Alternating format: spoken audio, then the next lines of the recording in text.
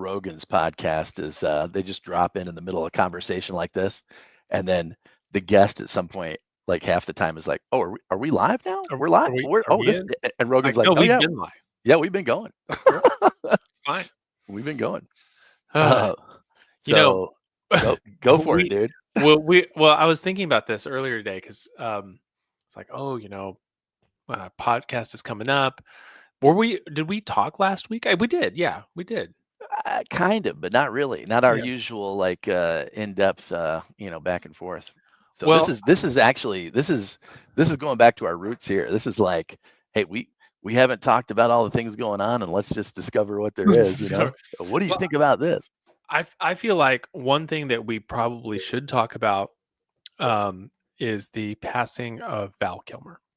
I'm glad you started with that, man. Yeah. Uh, Um, there's so many. If you think about all of the work that he's best known for, it's stuff that came out when we were alive, and like excited about movies. Like I remember seeing Batman Forever in the theaters. I saw, Nicole Kidman, right? yeah, Mm. the one and only Kilmer Batman. Like the next one, the They went same with Clooney, directors, same writers. They're like, we're just gonna switch out Batman, whatever.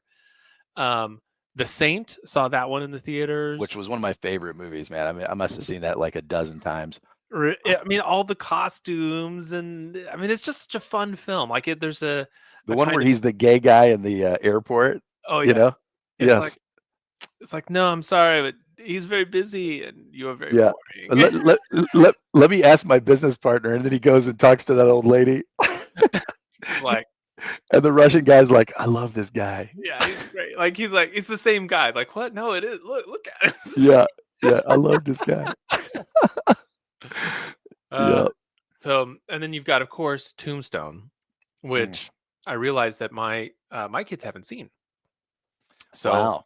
so that's what we're doing this weekend. We usually have like a movie night one of the nights on the weekend. So we're definitely going to be we're looking forward to that one. So I found this new app on my Linux, my most recent Linux install came with this app that allows you to stream movies together. So I oh, don't know if you guys might want to try that, but yeah, it's funny. Bobby Pillay and I were just talking today about Kilmer, and just it's kind of funny. It was hitting Bobby a little hard, and mm, he was getting a little emotional about it, and I told him, I said, I kind of am a little embarrassed and ashamed of myself in one way. Like I've always loved, I mean, like any movie that Val Kilmer's in is typically a great film, and he makes the role, just he brings something so unique, to the screen. And yet mhm. I never really liked him much as a human being, like he just struck me as a real narcissistic guy, Oh, you know what I mean? Just kind of like you'd read stories about the way he was, and I just was like, I just don't know if I'm down with this cat. And when they you saw the documentary that they did a couple of years ago on him, no, that focused on his illness, right? right? And I didn't know anything about his illness, and so when I saw the documentary drop, and I guess whatever trailer that I watched, um, they didn't. I guess I missed whatever mentioning of the illness there was in the trailer. It just seemed, it was like, I'm Val and I like to make movies and whatever. And I just was like, oh God, shoot me in the face, like I'm like, here's a narcissistic guy making a narcissistic film about himself. Like this is the last thing I'm gonna watch. And I was getting I was hanging out with Dan Jan, and he goes, "Have you seen the new documentary on Kilmer?" I'm like, "Nah, I'm not watching that, dude. Not I watching ain't doing that that. guy. Nah, I'm not doing it." And he goes, "What?" And I told him what I just told you, and he goes, and he didn't clue me in or anything. He was just like, "You need to watch it. Trust me." And I was like, "Okay." And he's the kind of person that like, okay, yeah, I do trust him, so I'm like, "All right, I'll give it a watch." And dude, I was captivated.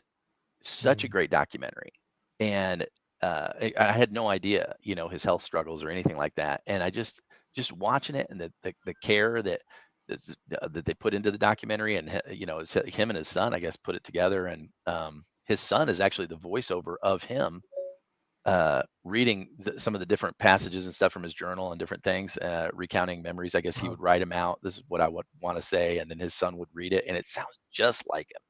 And it's a great watch. And then ever since then, I was like, I'm just so ashamed of myself. Like, I mean, he's a good dude, and he's not some I mis LA I freak show. He misjudged him. misjudged this guy. Yeah, he's living in Santa Fe, hunting turquoise, like I do. And I Yeah. mean, just a cool cat, So figuring it out. And so so when let Maverick came out, I just was like, oh, this is just brilliant the way because that they. that's it. That was his last appearance, right? Yeah, I believe that was so. his last one. Yeah, 2022. Because yeah. So I thought it might be kind of fun. So I pulled up his filmography on Wikipedia, and he did do a little bit of television. Like he showed up in Saturday Night Live, or he would be on an episode of Entourage or whatever.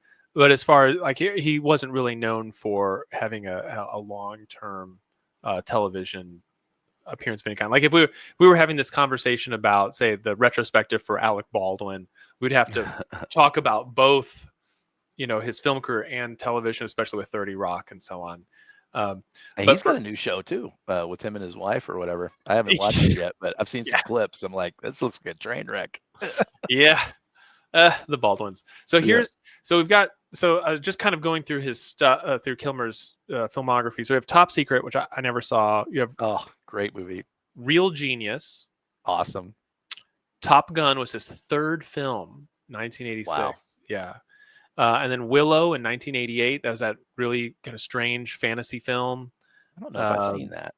They made a sequel to it for, I want to say, Disney Plus, and pulled it, so you can't watch it. You can't watch the sequel at all. It's not available anywhere. Okay. It's kind of odd. Kill Me Again, 89, which I didn't see. Doors in 91, which is a Phenomenal. fantastic movie. Yep. And some of so Kilmer is kind of known for being at times a little method acting, maybe Right. a little too much.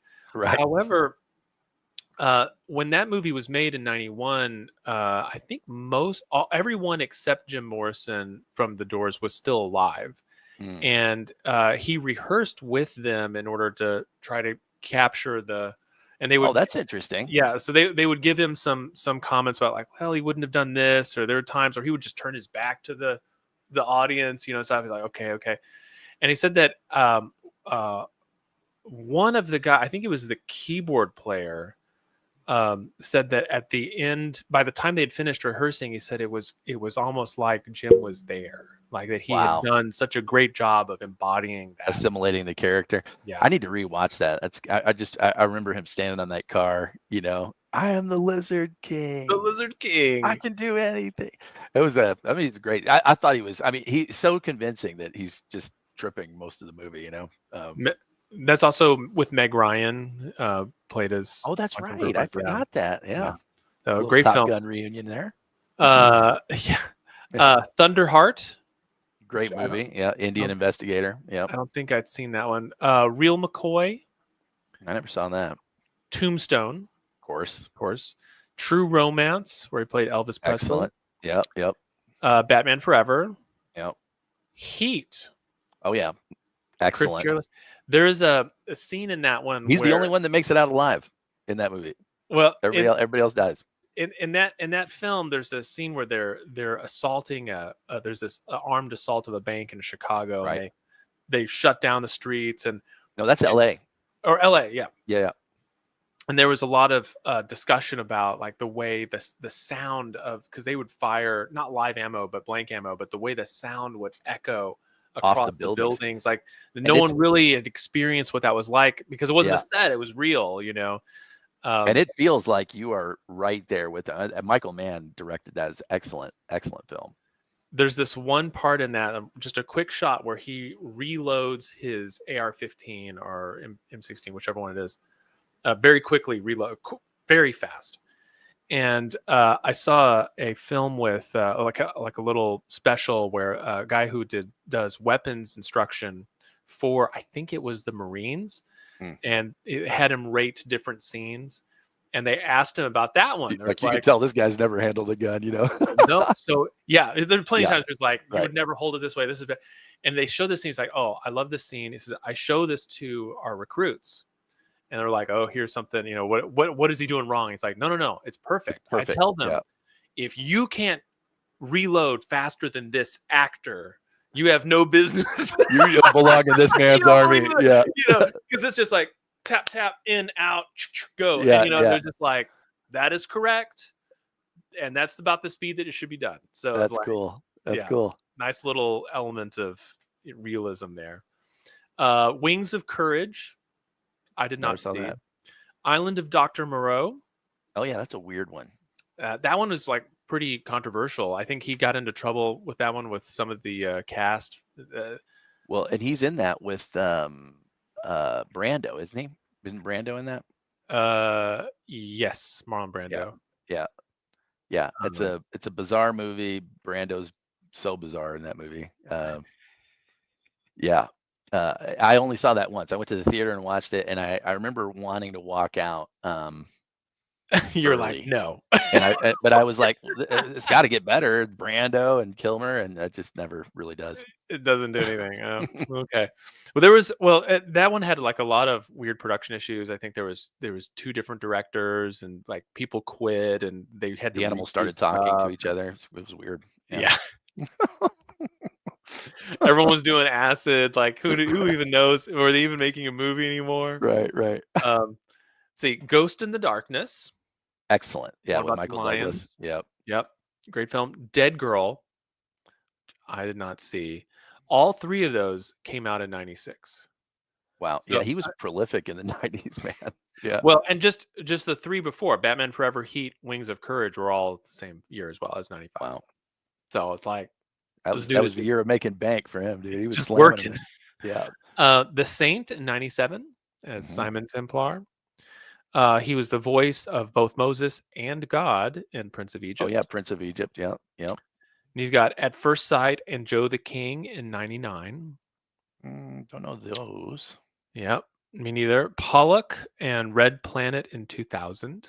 I did I see Pollock, but I don't remember. I I, didn't see either of those, and I feel like I should see Pollock. That's good. You it's need to Ed send me this Harris. filmography. Yeah. Yeah. Yeah, Yep. it's that one's very good. Ed Harris and Marcia Gay Harden. Do you like Jackson Pollock's work? Are you a fan at all? Oh, totally, dude. Okay. Yeah. I would love to So paint with face too.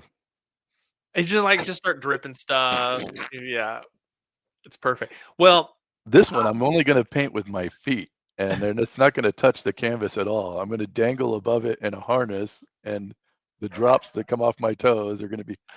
well, He's a fascinating guy. it's like, well, what does this painting mean? It's like, what does the tree mean? You're right, right. Like, Yeah, what are you this is talking about? America, man. Our paintings don't mean anything. Like, why does it have to mean something? Let's see. In 2002, so it skipped 2001. There's no films from him in 2001. 2002, we've got, so up to now, it's been like every year there's been at least one, maybe two, maybe three films. 2001, there's nothing. 2002, we get Salt and Sea and Hard Cash, Salt and Sea was good. I didn't see Hard Cash. direct to video. So this is back when direct to video meant Oh bad. yeah, bad. Yep. 2003, we get four films. We get Wonderland, The Missing, Blind Horizon, and Masked and Anonymous. I only saw Wonderland out of that. Yeah, I didn't see any of these. 2004, we get again four films: Spartan, Stateside, Alexander, where he plays Philip II, and then George and the Dragon, which is a uncredited cameo. So really three So films. yeah, so Alexander was great in that. I thought. So I still haven't seen that movie. Oh, so you got to watch that, man. Yeah, I know. I'd love to hear your opinion on that. I have it. I've just never watched it. Oh, that's interesting. Yeah, And I sit there and own it. Spartan is great. I had to watch it twice to understand what the heck was going on. Okay. But it's good. He's like a ex-SEAL trainer or something like that, but also does some Okay. private investigator stuff. It's a very interesting film. It has a really strong cast, but for some reason I'd never even heard of it. Yeah. Okay, I'll have to give that one a try. And I guess I do have to see Alexander. Maybe I'll see that tonight. I don't know how long. It's like 4 hours long. Yeah. Oh yeah, it's super long. You can go right to sleep with it. Yeah.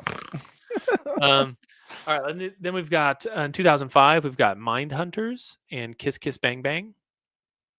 I feel like I did see Mine Hunters. Kiss Kiss Bang Bang though. That doesn't sound familiar. Mm. Kiss Kiss Bang Bang, I think I have seen. Yeah, Robert Downey Jr., Val Kilmer, Michelle Monaghan. Yeah. Oh, well, that sounds good. I need to watch that. And then we've got 2006. We start to get. So it used to be called Bruce Willising. Oh, Um, okay. so so I don't know if you remember this, but Bruce Willis, after the early mid 2000s, his career really takes this strange turn where it's almost like Bruce Willis is a little industry of its own, where he just sort of says yes to anything.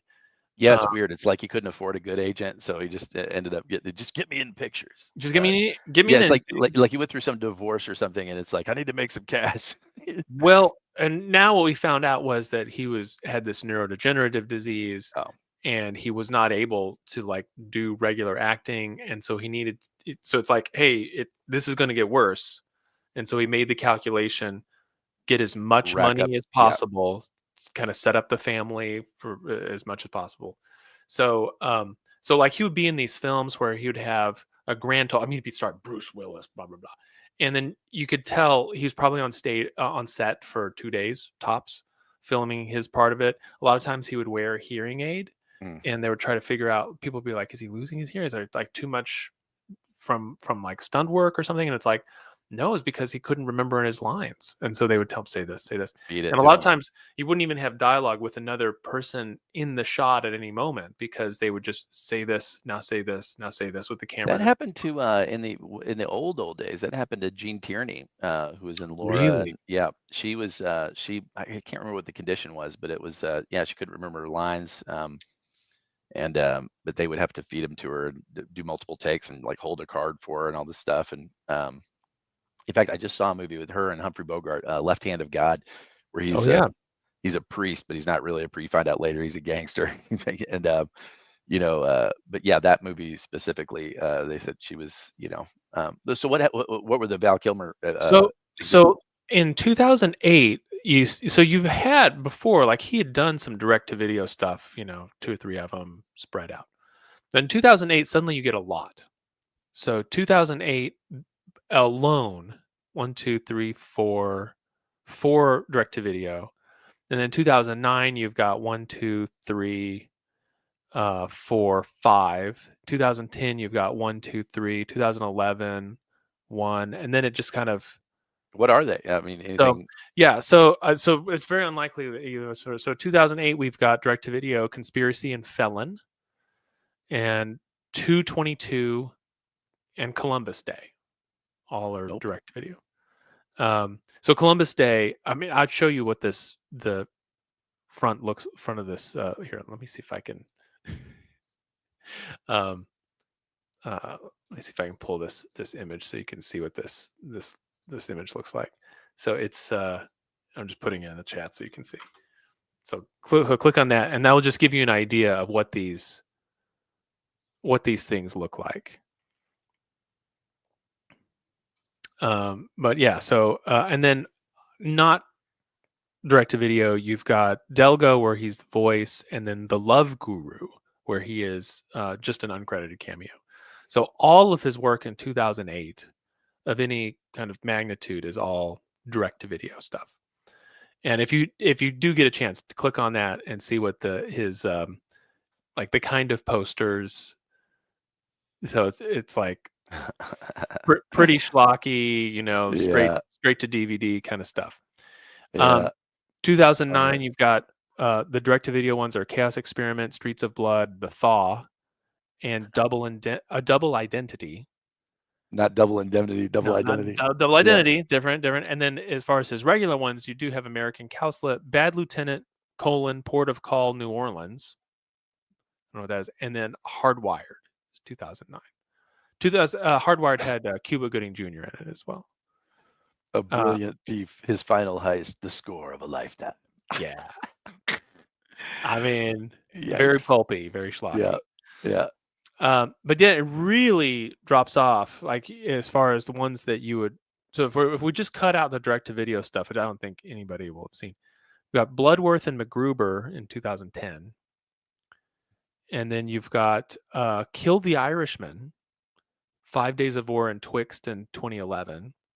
And again, I'm just cutting out Yeah. all of the direct-to-video stuff. Nothing in 2012. I mean, he is in stuff, including Wyatt Earp's Revenge, by the way. Oh, all right. As Wyatt Earp, as an older Wyatt Earp. Okay. Shifted around a little bit. In 2013, you have Standing Up in Palo Alto. 2014, Tom Sawyer and Huckleberry Finn. He plays Mark Twain. Oh, I did know that. Yep, I knew that. I didn't see that one. I haven't seen it either, but they did that in the documentary. Okay.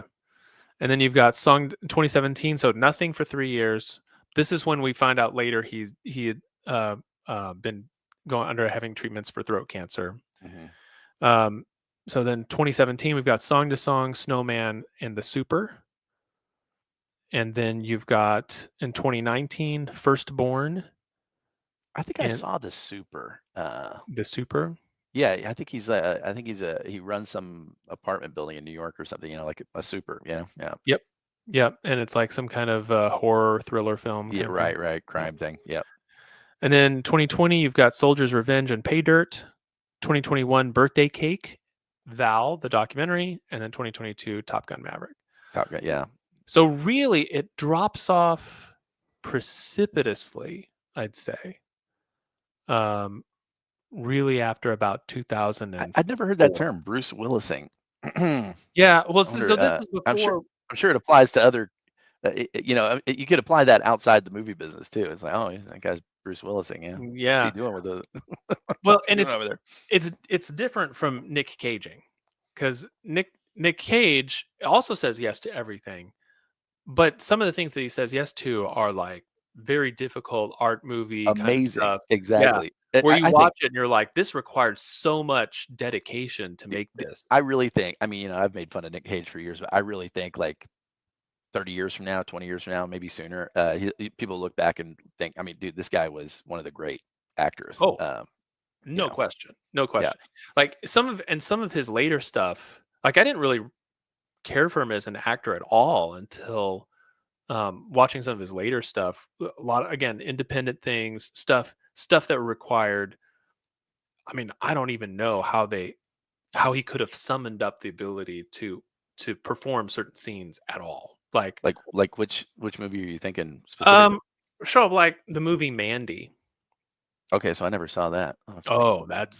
That is a crazy film. Okay. That is a hypnotic, insane film. You probably won't like it. Oh, well, that won't be the first time. Yeah. But it's like, if you watch that, you're like, wow, like his performance is amazing. And again, like dedication. So it's like, oh, he says yes to everything, and some of those things are really good, and so cool. But the Bruce Willis thing is where you say yes to everything as long as you only have to appear on set for one day, and you don't have to like be in a scene with anyone. And the enchanted lives of a couple in a secluded forest are brutally shattered by a nightmarish hippie cult and their demon biker henchmen, propelling a man into a spiraling, surreal rampage of vengeance. No, thank you. He just clipped your hair earlier. Add to library. Watching that. Very soon. That one is a hard R. Okay. Very hard R. Got it. Okay. Lola might like it. She loves rampages in the woods, Not for the kids though, That's funny. Yeah. Well, rest in peace, Val Kilmer, man. That was a tough one. Kyler says I should wear these for the rest of the interview. Okay, good. I like it. Yeah. Aww. Like some daddy time. Yeah. So what else? What else are we talking about today? Well, that one's the one that kind of weighed on me a little bit. There's also been some fun stuff going on in the AI world that I don't know if we've had a chance to talk. Oh, I told you about that article about the guy who's very grumpy about his students not wanting to learn anything. I did tell you about that on it. Did you? I didn't. No. Oh my gosh. So let me see if I can pull it up real quick. It basically it was about uh is about he said that what he used to do was teach.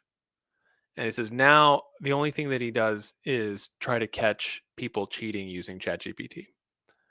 Oh, that's a And terrible job description, sir. You should change yeah, your job description immediately.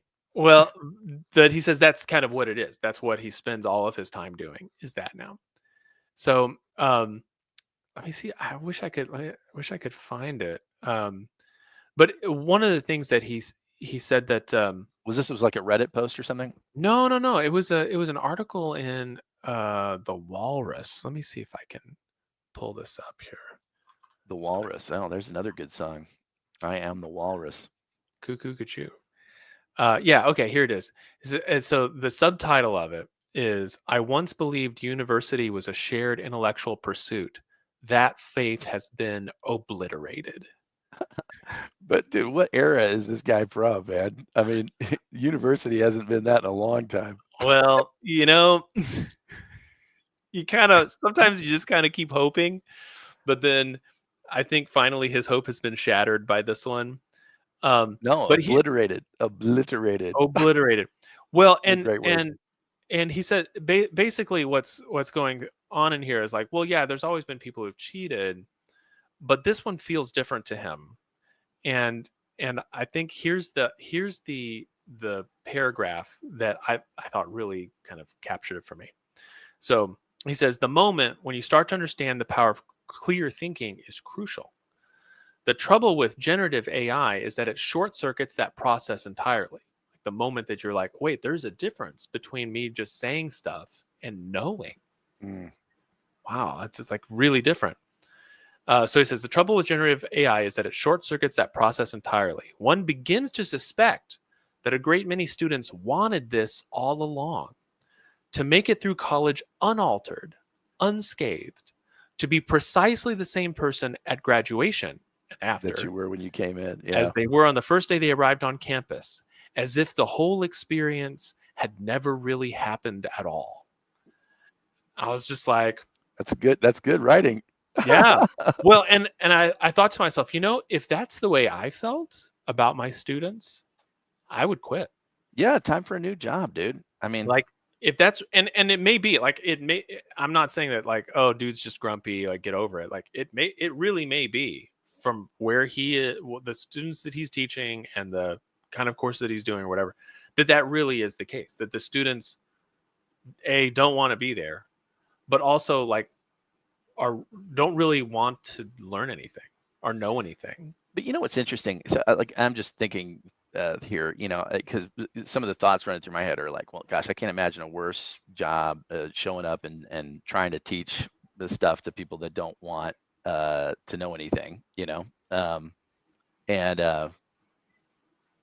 and um, but then I was thinking to myself, like, here, I'm gonna have to give these back to you.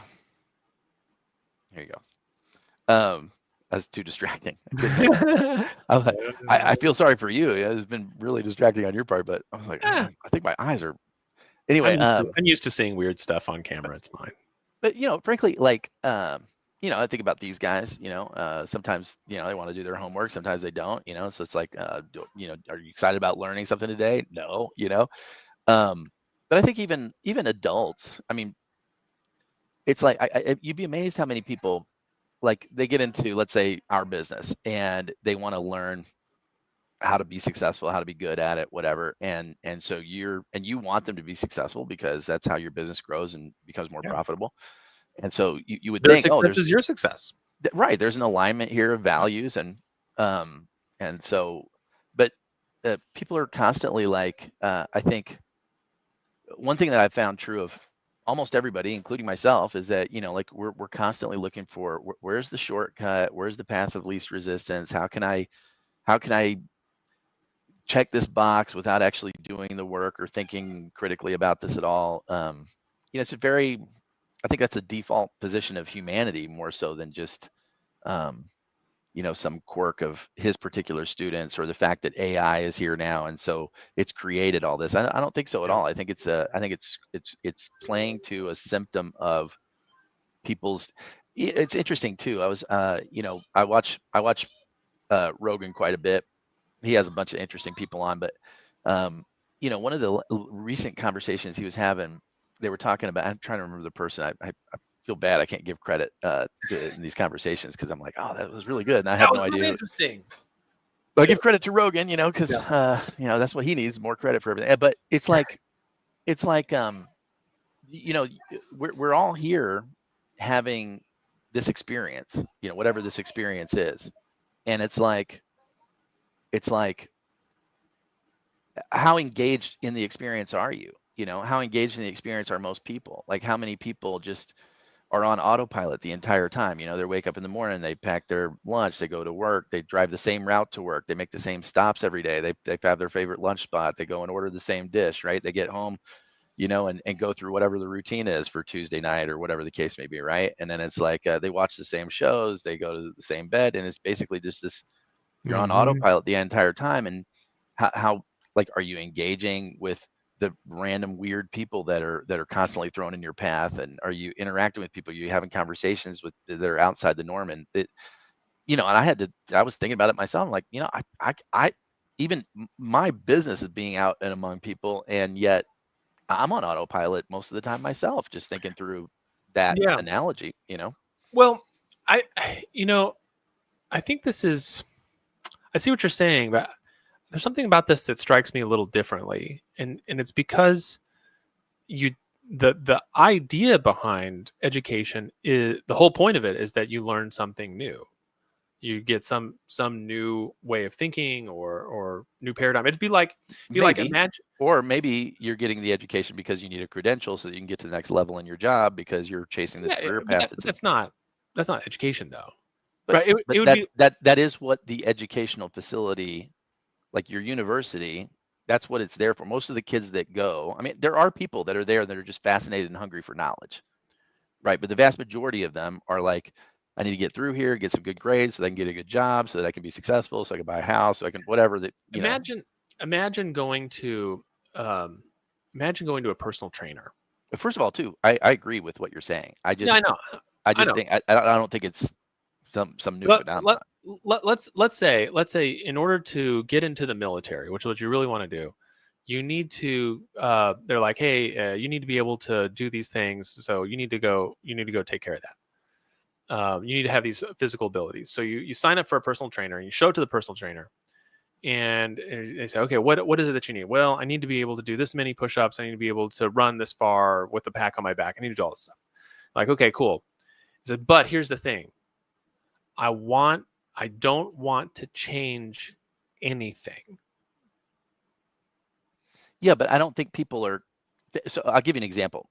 I did this leadership course a few years ago, and um, so I show up to the first session. It's one of these things where everybody that's there has come from somewhere else, right? We've all Mhm. traveled to be there, and we're there for like a weekend, and it's like 4 weekends over like a 4 month period, something like that. I can't remember all the details, but the guy that opened it up, Mhm. he said something so profound. It was like, it's not. I'm gonna say it to you. You're gonna think that's not profound at all. But like, to us sitting there, it was, to me, it was profound. And I talked to a bunch of people. They were like, yeah, I never thought about that.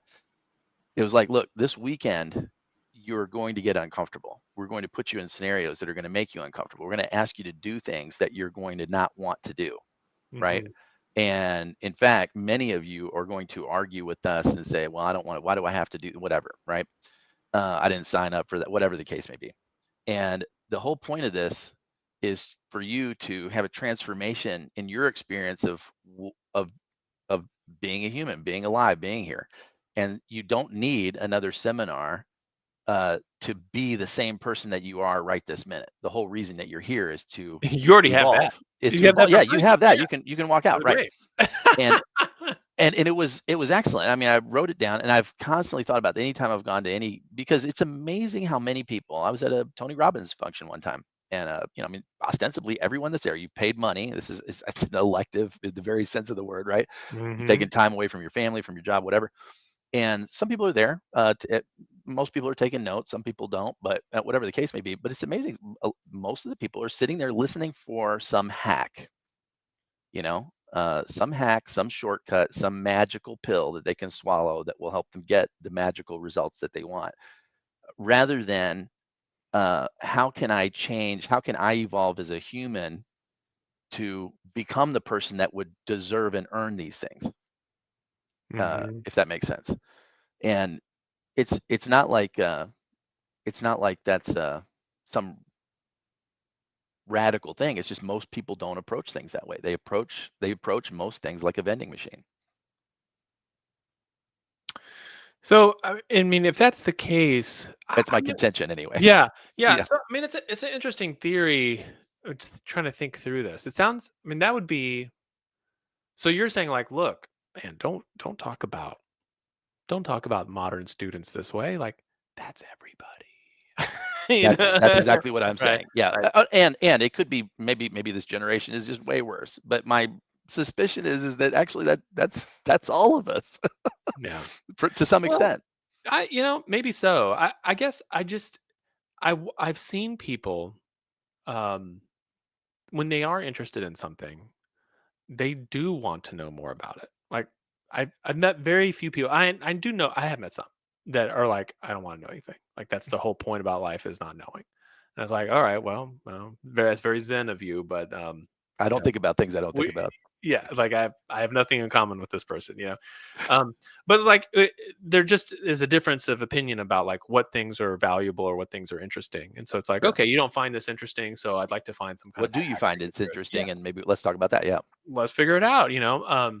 So I mean, and we've all had those experiences. I was sitting through one of the mandatory corporate training things that anybody who has a corporate job has these things where it's like you're going to sit through 30 minutes of like driver's ed video where like, they walk through many times in Sexual like, harassment training. yeah, Yeah. or like email malware training, or Right. Right. Right. Right. financial disclosure policy training, and it's like this person talks HIPAA very compliance. Right. slowly, and there's like these slideshows and long pauses between the slides because they have to pad it out, because they have to be able to say all of our employees sat through 30 26 minutes of hours of, yeah. training on this, Right. whatever. And so like you can't watch it at double speed, you can't do anything. But notice every person in that whole hierarchy is checking the box, right? Yeah, Corporate is checking the box. The person is checking the box. there's There's there no I mean, there's no real interest in like, oh, let me.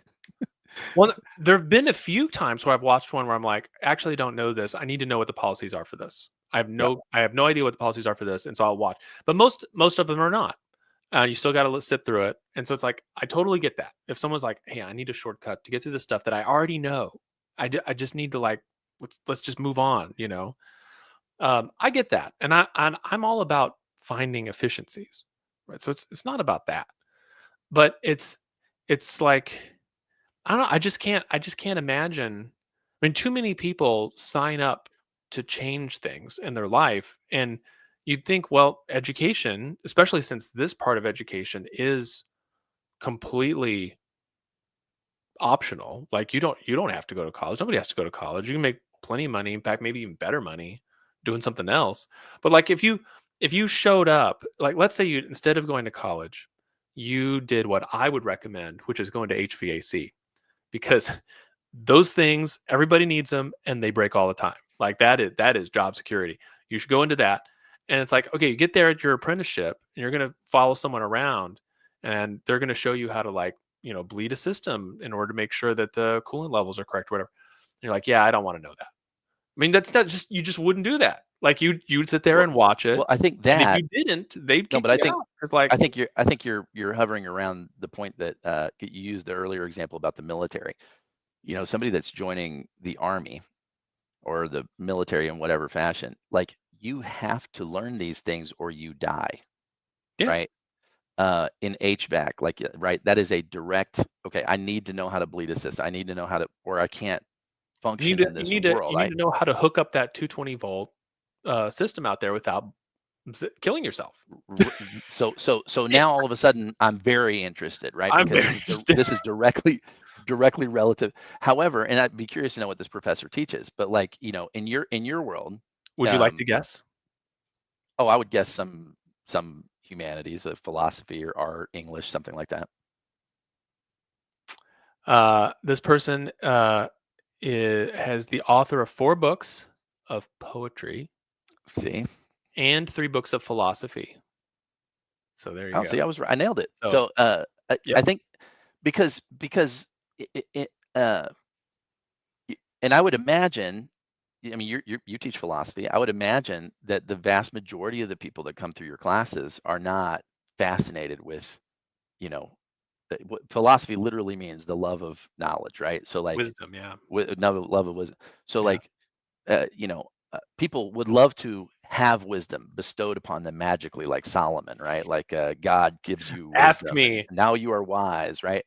But what we all know, without some miracle, right? The way you obtain wisdom is through hard knocks, getting your ass kicked, right? Making a lot of bad decisions, right? And and that's how you obtain wisdom. And you can borrow wisdom from other people, but Why you, wouldn't you you if it's but available? your trust in their authority has to be pretty high. Your trust in their, hey, they've walked the path. I'm just going to blindingly trust this person. And I would say that's a massive hack and shortcut if you can find somebody that you do trust to obtain that wisdom Mhm. that way. Our mom always used to say, you can learn this the easy way or the hard way. And I feel like I've learned most everything I've learned, unfortunately, the The hard hard way. way. And Hey, I've had my share too, you you know? got a hard head, you're gonna learn it the hard way. But I think, you said something really interesting just a minute ago. You said a lot of people sign up for courses or things to change things. Mhm. Uh, that's exactly right. To change things. They don't sign up for classes to change themselves, because 9 times out of 10 they believe that they're doing it right. It's Well, the other people, it's these circumstances that need to change, not me. but I'm I mean, doing everything. thi think about, I mean, let's just go, like, real basic, right? Okay. Let's say you're like, "Alright, I'm going into college because I wanna become an accountant." So it's like, "Great. Why don't you take the CPA exam right now?" Like, No, but see, so I'm talking about, like, okay, philosophy. I would say philosophy is foundational to law, to medicine, to, I mean, almost any. I mean, I remember taking sure. philosophy the first time as a junior in college, because it's never required at seminary. Last thing we need you doing You don't is need that, yeah. thinking and questioning things. But once I got into a real college, it was like, no, you didn't take philosophy 101, you got to take that. And I just became fascinated with philosophy um, as a practice, as a area of study. To me, I was very interested. I've remained very interested in it, Mhm. but because it appealed to my natural curiosity around it. Most Yeah. of the people that I was in that class with were like, "Why the hell do I need to take this? I'm going to go, run a company. I'm going to be a cop. I'm going to be whatever, right?" And so here's somebody trying to be a cop, let's say. They want the classes on loading the guns and firing and how do you handcuff and takedowns and all these different things, Sure. establishing dominance. These are things that I'm very interested in and I will learn. Uh, this philosophy class and this psychology class and blah, blah, even though the relevance to those classes may actually be even more vital to your Oh, sure. ability, right? But they don't see it that way. Sure. And that part of I see it as part of my role to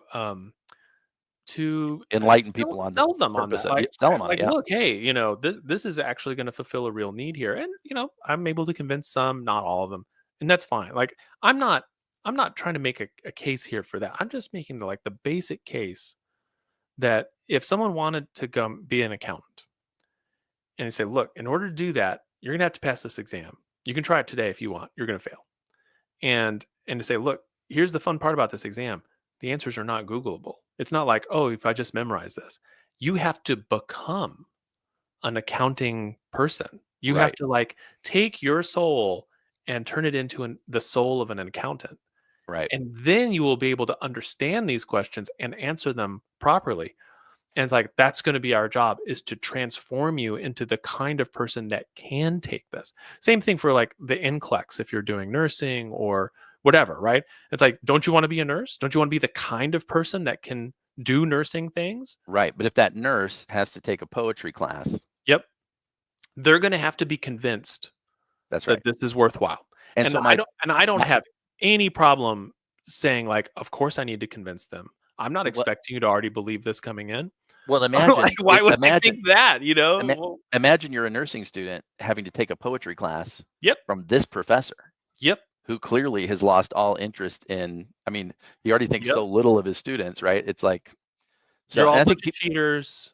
I'm just yeah, waiting, I and think people rise to the expectation that you place maybe on them, so. you know? Well, I was talking about it with my students because I read them some of the excerpts from it, and they were like, "Man, this guy seems kind of grumpy." I was like, "I know." And if that's the experience that he's having, like, man, I probably feel grumpy too. It's like I don't because I get to hang out with you guys, and they're like, "Oh," I was like, "No, no, it's totally Oh, no, seriously though." Like, I've spent I've been with students 4 hours today, and I'm introverted, and I feel like very energized by being around them. So, but see, it's because also you love your student and you also believe that they have more potential in your field of study than somebody oh, like this guy does. And absolutely, yeah, if you absolutely. lost that faith in them, you wouldn't be getting these results. You wouldn't even see the same people the same way. I would quit. Like, if I'd lost And we faith would all in thank you.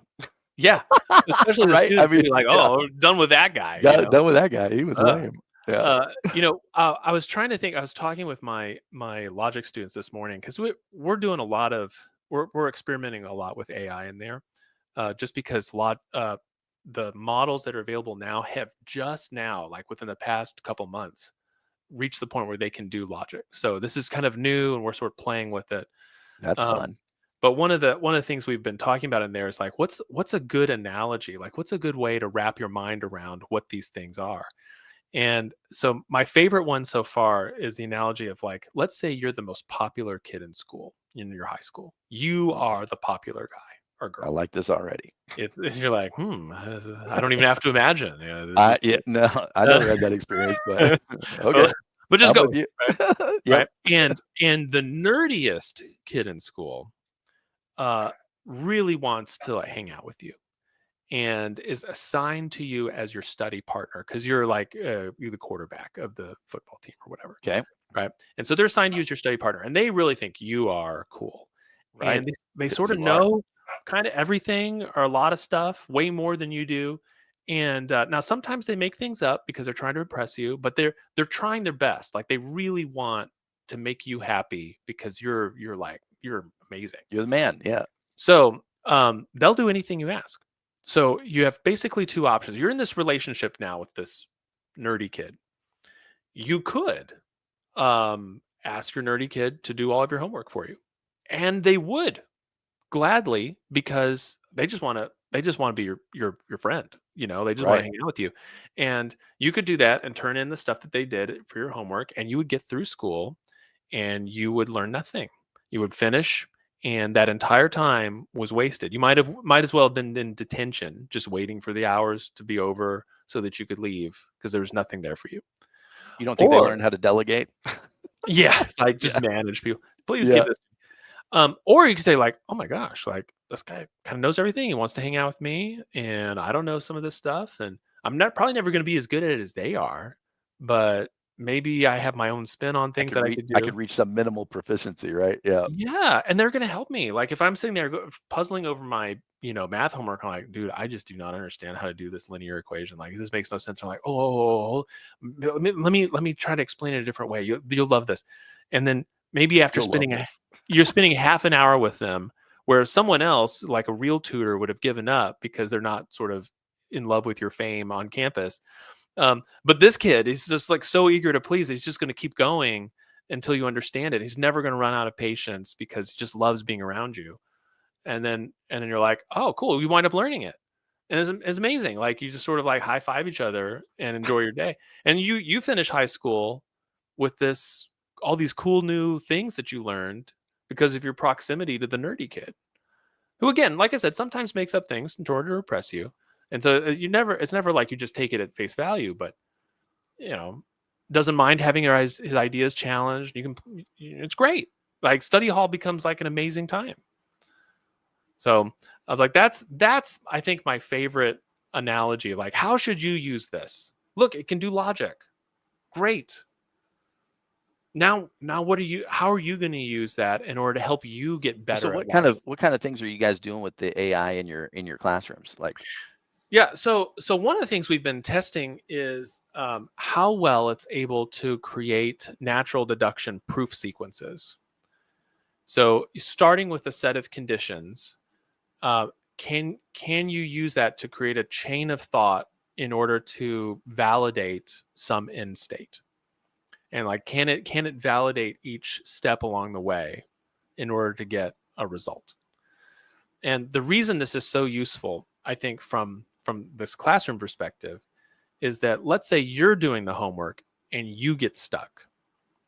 So you're validating the steps, and maybe you get to step 5 or 6 and you're like, I actually have no idea what to do next.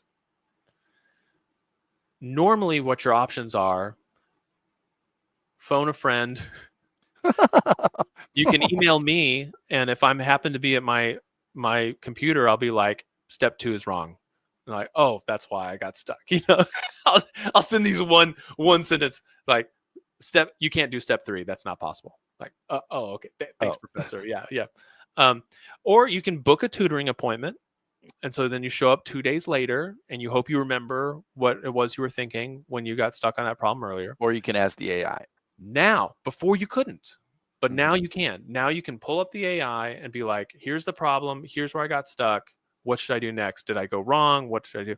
And it'll go through and be like, yeah, oh, here's what you do next. Or here's this. Or have you thought about that? And you can say stuff like, Do you have to pretend you're, create a special model of this AI for your students no, to? no, Okay. there's some of the open source ones that are commercially available, work perfectly for this. And Hmm. we'll even we'll do them in class a couple of times. We're like, hey, let's see how it solves this one, and it solves it in a way that maybe no one in the class did, but it still works. And it's like, oh, I hadn't thought about it doing it that way. That's really good.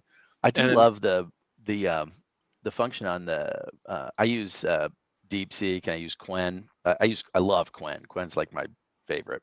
And but there's a little button that says thinking, and so you can. oh yeah, I love that, and then you can see it reason with itself. Like, okay, well, so the user is having trouble with this. So I mentioned I this should before, but it probably sounds like maybe I should. Yeah, I should maybe do. Yeah, wait. and Hold then on, before I do that, maybe I. let me check this. Yeah, it's very cool. Well, and that's one of the things too I showed them, which I think is kind of fun, because there's a couple non-reasoning models that do great with logic, but then the reasoning ones, like the R1 from DeepSeek, does a beautiful job. And I said, we opened up the reasoning tab, and it's like, okay, maybe I should do this. I don't know. Maybe I should try this. Okay, I need to keep this in mind while I start this next part or whatever. And I was like, this is exactly what I want you to do. Like, go thou and do likewise. Like It's it. like the Val Kilmer replacing the ammo scene. It's like if you can't do it as well as this, you can't graduate this This course. robot, Yeah, but that's awesome. it's been fascinating. And I think too, like, I want to show them a model for them. Like, I'm going to use this for to assist, to help, right? Not to help in terms of like, now I don't have to think about it, I'll let it think for me, Right, but like the two of us together can do an even better can job. work on this. Right. And so I need to start, like, I've just now started like putting my tests through it to make sure, because I've found, and this is so embarrassing when it happens, I'll make a mistake when I create the test, and and Okay. because I just made it and I'm like validating myself, I'm like, yep, everything looks good, and then there'll be like a pretty crucial error in there that makes it unsolvable. Mm. And I hate it when this happens, because then I feel like I've just wasted my students' time. And so now I can go like, hey, let's solve this for me, and I look at the solution and like, good, this is correct, this is what I want the students to do, I'm happy with it. So like, even little things like that. So yeah, not outsourcing, but enjoying. Oh, Robbie has something to say. I'm a beginner learner, don't just tell me yeah, okay. um this is a really cool idea that our viewer here. Prompting. Yeah. Tell it what you want, right? So, I'm a beginner learner, don't just tell me the answer, get me to slowly learn step by step. And I've used something kind of like this before, where I'll say like, I don't know anything about X, but I need to use X. you Hmm. know Hmm. can you explain how it works, and then show me some examples, and then and there have been plenty of times where I've said, can you give me a simpler explanation? Or can you give me a metaphor to help me understand this better? And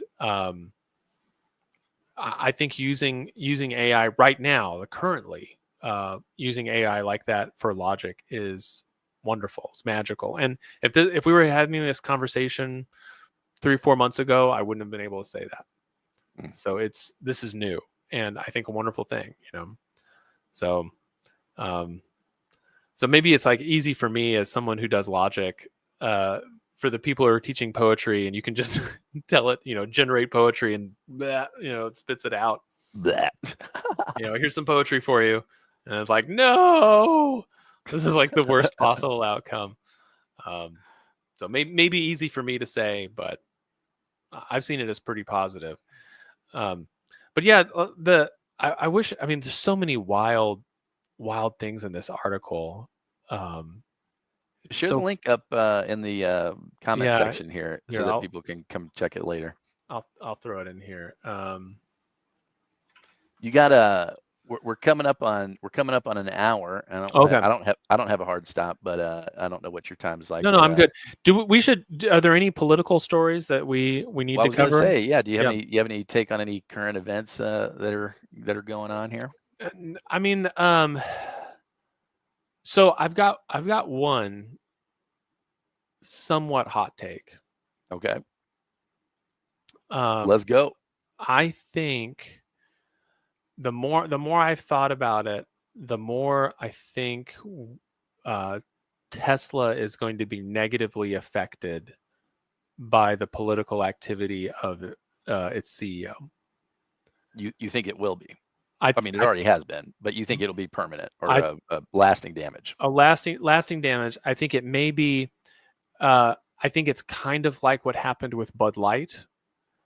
We're starting to see like kind of a record high number of trade-ins on Teslas, record low number of sales, Or resale value too. I mean, I've got as resale value taking a hit, I've got one. I've got a Model 3, and you can buy. which you've been happy with, right? You've Oh, I love enjoyed. it. I Yeah. love it. I mean, it's the best car I've ever had.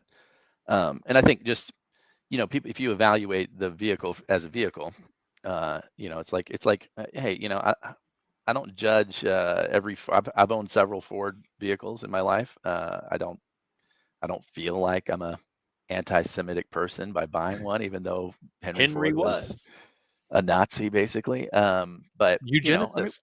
yeah, yeah. But whatever. I mean, they're great trucks. What can I say? Yeah, I think it's an excellent vehicle. But yeah, I mean, like right now, it's $10,000 off its the value that it was a year and a half ago. Yeah. So yeah, Yeah, and I think this is something that a major brand you just really don't want. Like this happened with Bud Light. You don't want someone when they go to buy a beer in whatever context that is to feel like they're making a political statement. totally. You just never want that. You just Yep, want them to order it and enjoy it, and that's that. And I yep, think you totally already agree. had maybe a little bit of that with Tesla because of its because the electric car industry is tied so much to like green energy and Well, um, it's interesting because it's that vehicle, unlike Bud Light. So Bud Light is not a great analogy in my opinion for a couple of reasons. One is it's not a great beer, and so and I drink plenty what of Bud Light. I drink plenty of Bud what Light. Yeah, but I'm, it's not a great. It's not. There's nothing remarkable about it, so you can get any light beer. I mean, fight with me. We should put this on here. Bud Light is not a great beer. Fight with me. Prove me wrong. we should do like the blind taste test. Have a bunch. One of Miller Coors. One of them is this. One of this. I could tell those Youngling three Fly. apart. Yeah. But anyway, it's not so like that really but even I mean as lasting as the damage we thought was going to be. I mean it's flared out. Bud Light took corrective steps, and I mean it's and now Bud Light's back on all the shelves. Nobody cares. Nobody remembers. Um, Well, Tesla so they still Tesla. have had volume problems as far as how much they're selling. It is still way down. Okay, So, but I mean, it has stabilized. So at least yeah, right. they're not firing people out of their breweries anymore. And So So my take with Tesla is, I agree that obviously, I mean, you got objectively, he's crushing the brand value right now. But Tesla has always been, well, Tesla's a couple things. One is it is a value statement. So a lot of people that bought Teslas early, and for I mean, shoot, when's the first Tesla go on the road? 2012. I mean, so 20 whatever year that was, mm, first it was, I'm rich, so I can drive a Tesla, right? Then as they became get my affordable, it electric was like, vehicle. right, it was like, okay, I'm environmentally conscious, whatever. I didn't buy it for any of those reasons. I bought it because it was ridiculously fast, and And it was just a very practical option for what you it wanted. was for what I wanted. It was practical. I'm sick of paying for gas, and I'm just like, and people can make all the environmental arguments about, like, these batteries are worse for the environment. Like, dude, I mean, come on. Whatever you drive is going to have a negative impact on the planet. So, like, Sure. I always thought the value signaling around, I'm driving this electric car because I'm environmentally conscious is ridiculous, because obviously you're not acquainted with the facts of how batteries are made. Buy the car because you like the car, and it's like there was some Democratic lawmaker that was like, he just sold his Tesla and traded it in for a Chevy Tahoe, and I'm like, dude, Woo, bro, like, the guzzler. I mean, come on. Anyway, so and now you have people that are selling the cars or vandalizing them for the exact same reason. So it's like, oh, I'm making a value statement against this car by selling it at a loss or whatever the case may be. And you have some people on the right that are going out to buy them because I'm with Elon, whatever. I just think it's ridiculous. Mhm. It's I mean, but people are going to do what people are going to do. Make Yeah. your decisions. But the thing that Well, Tesla has, yeah, go ahead. that Bud Light and all these other things don't is, um, it's a truly unique product. I've driven Rivians, I've driven Audis electric, I've driven a Porsche electric, I've driven a bunch, and Tesla has, the thing that Tesla has, like, they're slated to come out with full self-driving, autonomous self-driving in June of this year.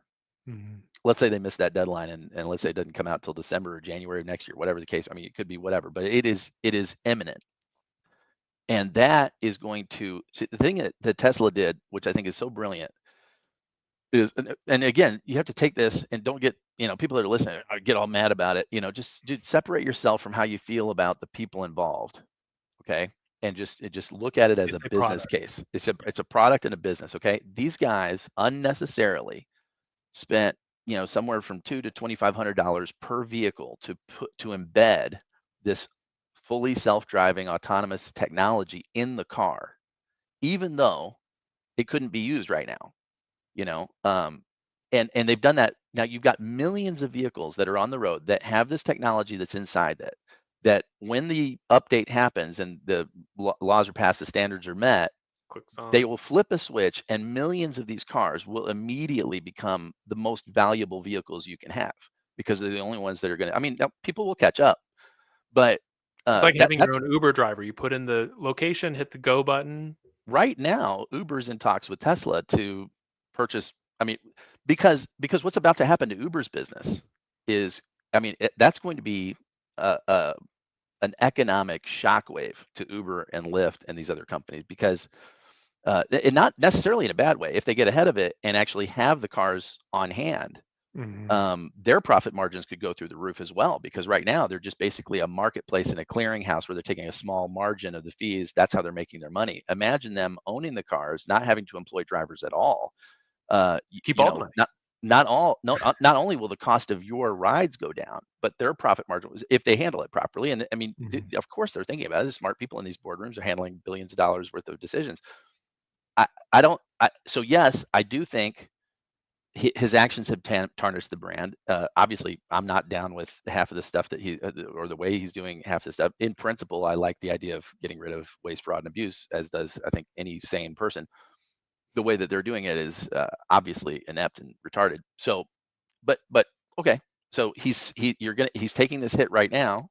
Mhm. The other thing is, because they have a vertically integrated supply chain, and because they manufacture all of the stuff that goes into the Tesla themselves, they are not going to be impacted by any of these tariffs on any of the battery stuff that they're bringing in. Whereas every other electric manufacturer, the minute these tariffs drop, I don't.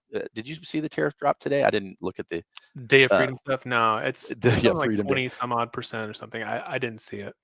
What they are, yeah, exactly, Robbie. They're the most American manufactured car in the country. They are about to have an insurmountable advantage Hmm. compared to.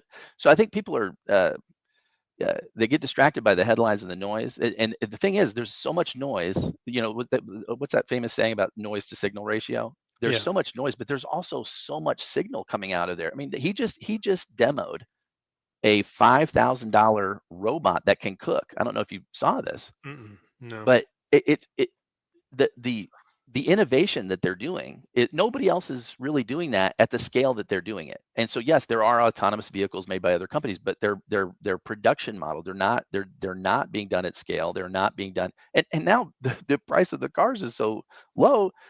You It's should go buy actually them. going to work in his favor because when that turns on, people will be able to go buy them, and Hmm. you're going to have an influx of more sales. So I think it's a Well, bit too early to and sound the wait, death knell on that one. no, I don't think a death knell. I think you're. Are you? So I remember when another brand that became very politicized um, was I don't know if you remember this, but Chick-fil-A, Oh yeah, especially during a lot and of Home the, Depot. well, yeah, but remember the whole marriage equality stuff That's right. That's right. when that was going on, and people would stage kiss-ins at Chick-fil-A, and like you would be at Chick-fil-A, and suddenly like everyone around you is making out, but it's all same-sex Right. couples, and it's like, Right. Right. here's your family-friendly place. Is this? Are you afraid of two men kissing each other? Right. Right. Right. You homophobes. Yeah.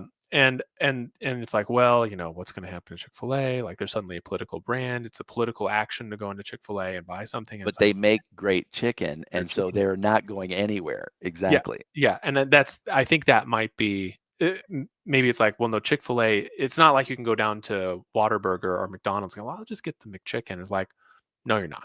You're No, going right back there. you're going You're right getting back your to Chick-fil-A. spicy That's deluxe right. with your And dude, Chick-fil-A sauce. That's what's when you're happening.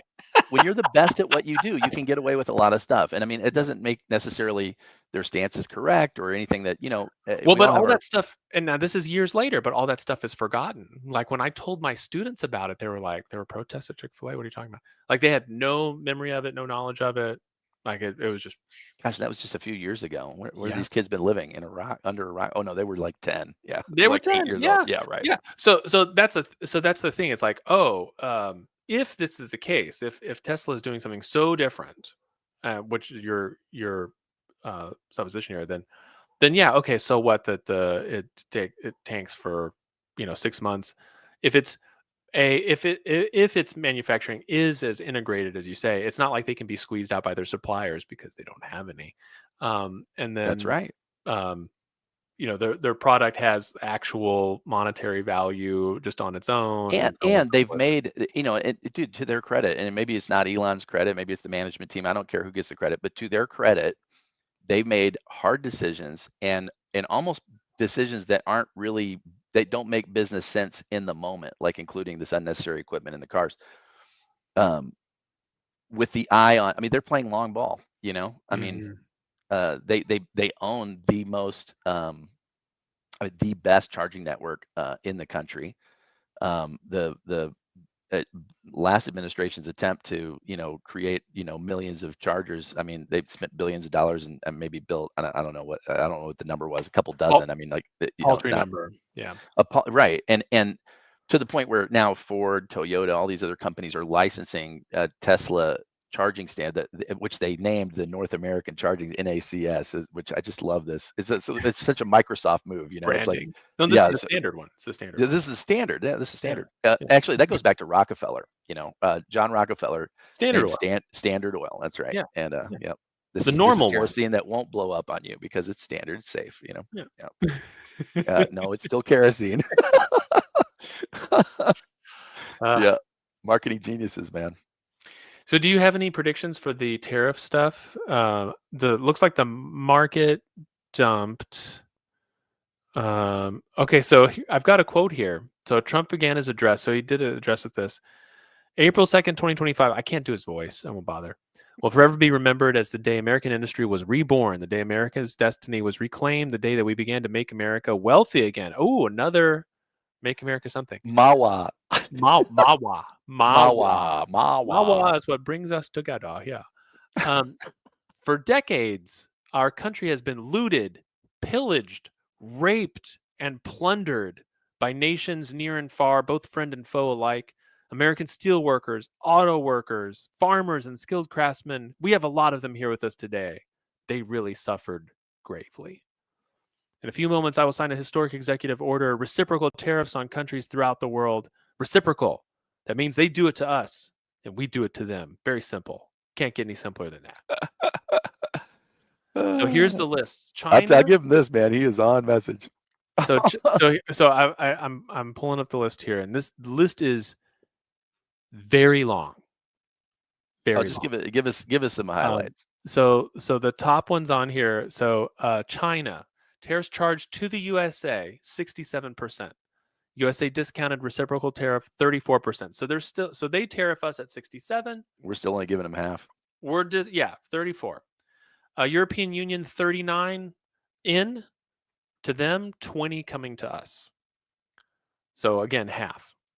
Vietnam 90%. Vietnam tariffs the US made goods at 90%. Well, dude, have you looked at a chart? There's a chart I saw the other day of 90%. historically where American tariffs have been since the inception of the country. I don't know if you've seen it, but it starts out here, and now, of course, now we're down to here. So whatever this delta is, and then Trump's proposed tariffs are like this.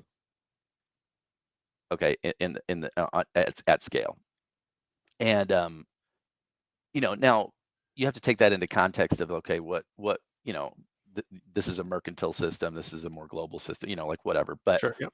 But even taking that into account, right? I mean, I think we had intentionally low tariffs since going back to the 70s. I think Bretton Woods is when they took we were subsidizing the reindustrialization of the rest of the world. And yeah, we wanted to be a consumer of last resort for our allies, which makes sense. Sure. But really, it's a strategy. It is a strategy. I think, frankly, they should have looked at rebalancing this in the 90s. I haven't yet. No, not yet. No. Hold, please. Nope, nothing yet. Anyway, my take is maybe they should have looked at rebalancing this in the 90s, but I mean, at the end of the day, like, whatever. I do think I think it's very difficult to make a case that keeping these low tariffs relative to what the rest of the world charges us has been good for us in anything other than our ability to buy cheap stuff, which has really outsized the outsized advantage of that has gone to big box retailers, which has basically eviscerated your Main Street boutique. So so you've lost American manufacturing, you've lost American small business, you've lost all these different things, and it's all of the value of these microscopic tariffs that we charge has accrued to things that, I mean, most people, and again, like, I'm just speaking as a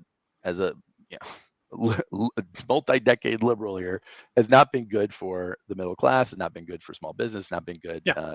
Now, that being said, whatever benefits that we have accrued, I mean, I don't think it's, if a Democrat was in office proposing this, I doubt you would, and this is kind of the lens that I try to like listen to things in, is like, okay, if this was Sanders, if Bernie Sanders was in and he implemented this, would liberals be as pissed off about it as they are if Trump is doing it, right? And I try to think that same way in reverse. Like I made fun of Republicans for years. I'm like, dude, this Affordable Care Act, if George W. Bush or Donald Trump was proposing it, Certainly, if Donald Trump was proposing it, everybody would be on board. I guess nobody has any principles when it comes to, hey, Trump said it, it's good. It's our But leader. this is straight out of the Heritage Foundation. This is not any kind of Democratic wish list, or there's no national health care here. There's nothing here. This is just more reinforcement of privatization with some standardization across the board. This is not a. So anyway, I just think, what did Robbie say here? He said, I wonder if we reverse it. Well, but the thing is, what was he saying? I just wonder if we can reverse it by raising prices by 10% and then wait for a 5 year. Oh no, well no. And to your point, Robbie, no. Which is why these morons are talking about Trump running for a third term. Because Bannon made a really good case for it. Legally, obviously, can't happen. It's not going to happen. But like the case that they're trying to make is, look, in order to reset the manufacturing base, this has to be a decade to 20 years. possibly 15 to 20-year project. Yeah. And so the danger of this is that we deploy all these tariffs, begin somewhat of a resetting. However, go through the 2 or 3, 4 years of short-term pain where prices are going up. 10% would be great if prices only went up 10%. My suspicion is they'll go up far more than 10% because of these tariffs. But let's say that's the case, right? And then you have a Democratic administration that comes in, or whatever the administration is that comes in, will reverse whatever Trump has put in place just because Trump put it there. Like it won't matter that it's no. The one hope that you have that won't happen is that when Biden came in, he did not change Trump's tariffs that he had put in because it's obviously good. It's obviously good for the industry, right? That they're applied to. It will always be that way. And the reason we lower them is because to encourage trade with other people who are also lowering them. That's why we do a trade deal, right? It's like, hey, we're going to do this trade deal and eliminate tariffs on these things because that'll be good for both of us. Yep. If it's not good for both of us, then why are we doing that? Yeah. So we're not going to sit here and get bent over. I mean, well, anyway. So I don't have philosophically, theoretically, I don't have a problem with it the way it's being implemented. I think the last couple of months with the whole, just kidding, right? I'm putting him in. Oh, just kidding. That hasn't been good for anybody. So I'm glad that they actually went through. I had a suspicion. I was like, dude, there's a 20% chance that he doesn't do anything. We've had some good conversations and we feel like they're in here. I think too. One other thing to keep in mind, and this happened during the as oil has had various booms and busts during the time that we've been following it. We're like, it'll spike up well over $100 a barrel. And then it's like, oh, well, suddenly a whole bunch of projects that before would not have been economically viable suddenly are.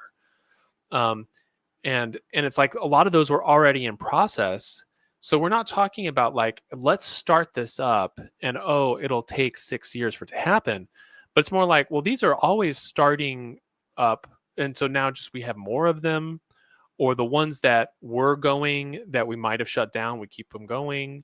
So think about like garment manufacturing. So right now, I don't know what the cost is. You get, a pack of T-shirts for $2 a pop from, you buy it on Amazon. It's made in Cambodia, for example. I don't know, somewhere. Well, in fact, a lot of these are made in Cambodia. So Cambodia, they tariff stuff coming from the U.S. at 97%. We're starting to tariff them, according to this, at 49%. Now, we do have garment manufacturing in the United States. There have been plenty of times, so we have to buy T-shirts. In fact, there's a company I'm looking at potentially purchasing with a couple other people that they make part of their components in Cambodia, and well, that'll change the whole calculus of the cost of goods sold. So exactly. Yeah. But here's the thing, like the U.S. garment manufacturing currently exists. When we have to buy T-shirts at HCU for like various events, or because colleges were constantly making T-shirts and giving them away. Right.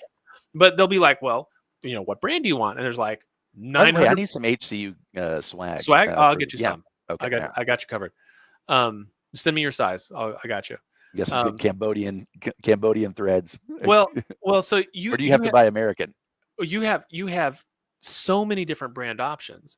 Everything from like stuff that's made only out of recycled water bottles here in the United States to stuff that's made wherever, made out of this, made out of that. So like these companies exist, they're currently there. And new ones are starting all the time. And also some are going out of business all the time. So the point behind this isn't, hey, we don't have a garment industry. We're going to start one. And then in 5 or 6 years, those factories will get built and people will be employed. It's like, we're going to put our thumb on the scale so that many of these that might have had way too much competition and gone out don't go out. They stay. And this other one over here that was having a hard time getting funding to start, now it can get funding because the competition is different and so on. And so it's like the sort of I guess it's like the game of life. Things are constantly coming into and out of That's existence. right. It's a trade-off. That's right. And so it's like so that mix of them coming in and out, balancing here, we're thinking that mix of coming in and out will balance up here instead. And that's the idea. So I think that you would actually see benefits from this much sooner for the ones that have current industries and that just need to be boosted up. Part of it's getting the results and part of it's selling it to the people, So, well, I mean, think about like Japan here. So we're going to put a 24% tariff on Japanese goods. So like just one example is pianos. So Yamaha makes pianos, Kawai makes pianos, Steinway makes pianos. Right now, you go into a showroom, you can buy any of the three. You'll still be able to buy any of the three. And then, but the Steinway is going to look a lot more attractive. Yeah. It'll look a lot more. And you'll see more of those be sold relatively. Like, well, I can just pay 5% more and get Steinway. Why wouldn't I? Right. And I think you'll see something kind of like that.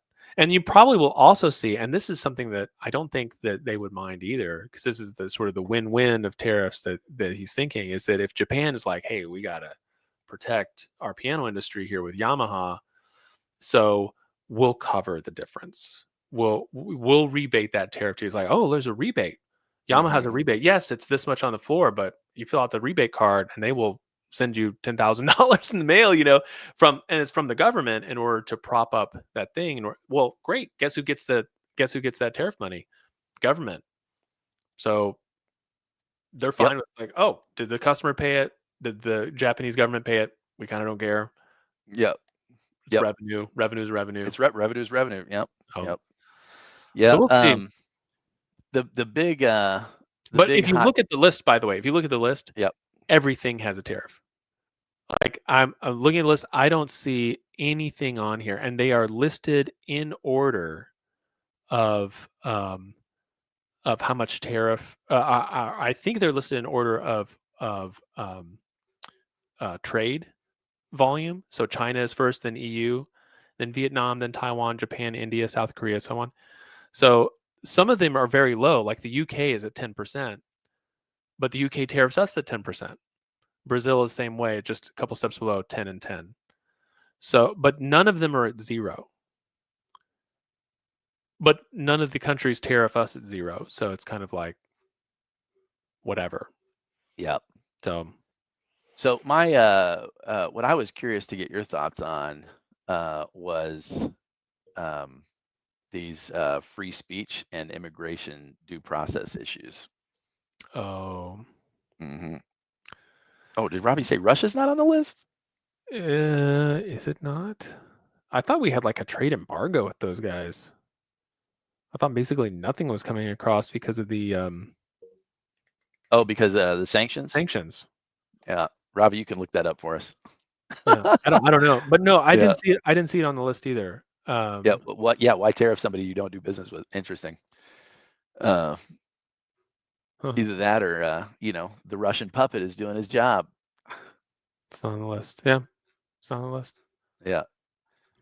No, but Robbie, Russell's point was, well, are we even doing any trading with them at all because of the sanctions regime? And I don't know the answer to that.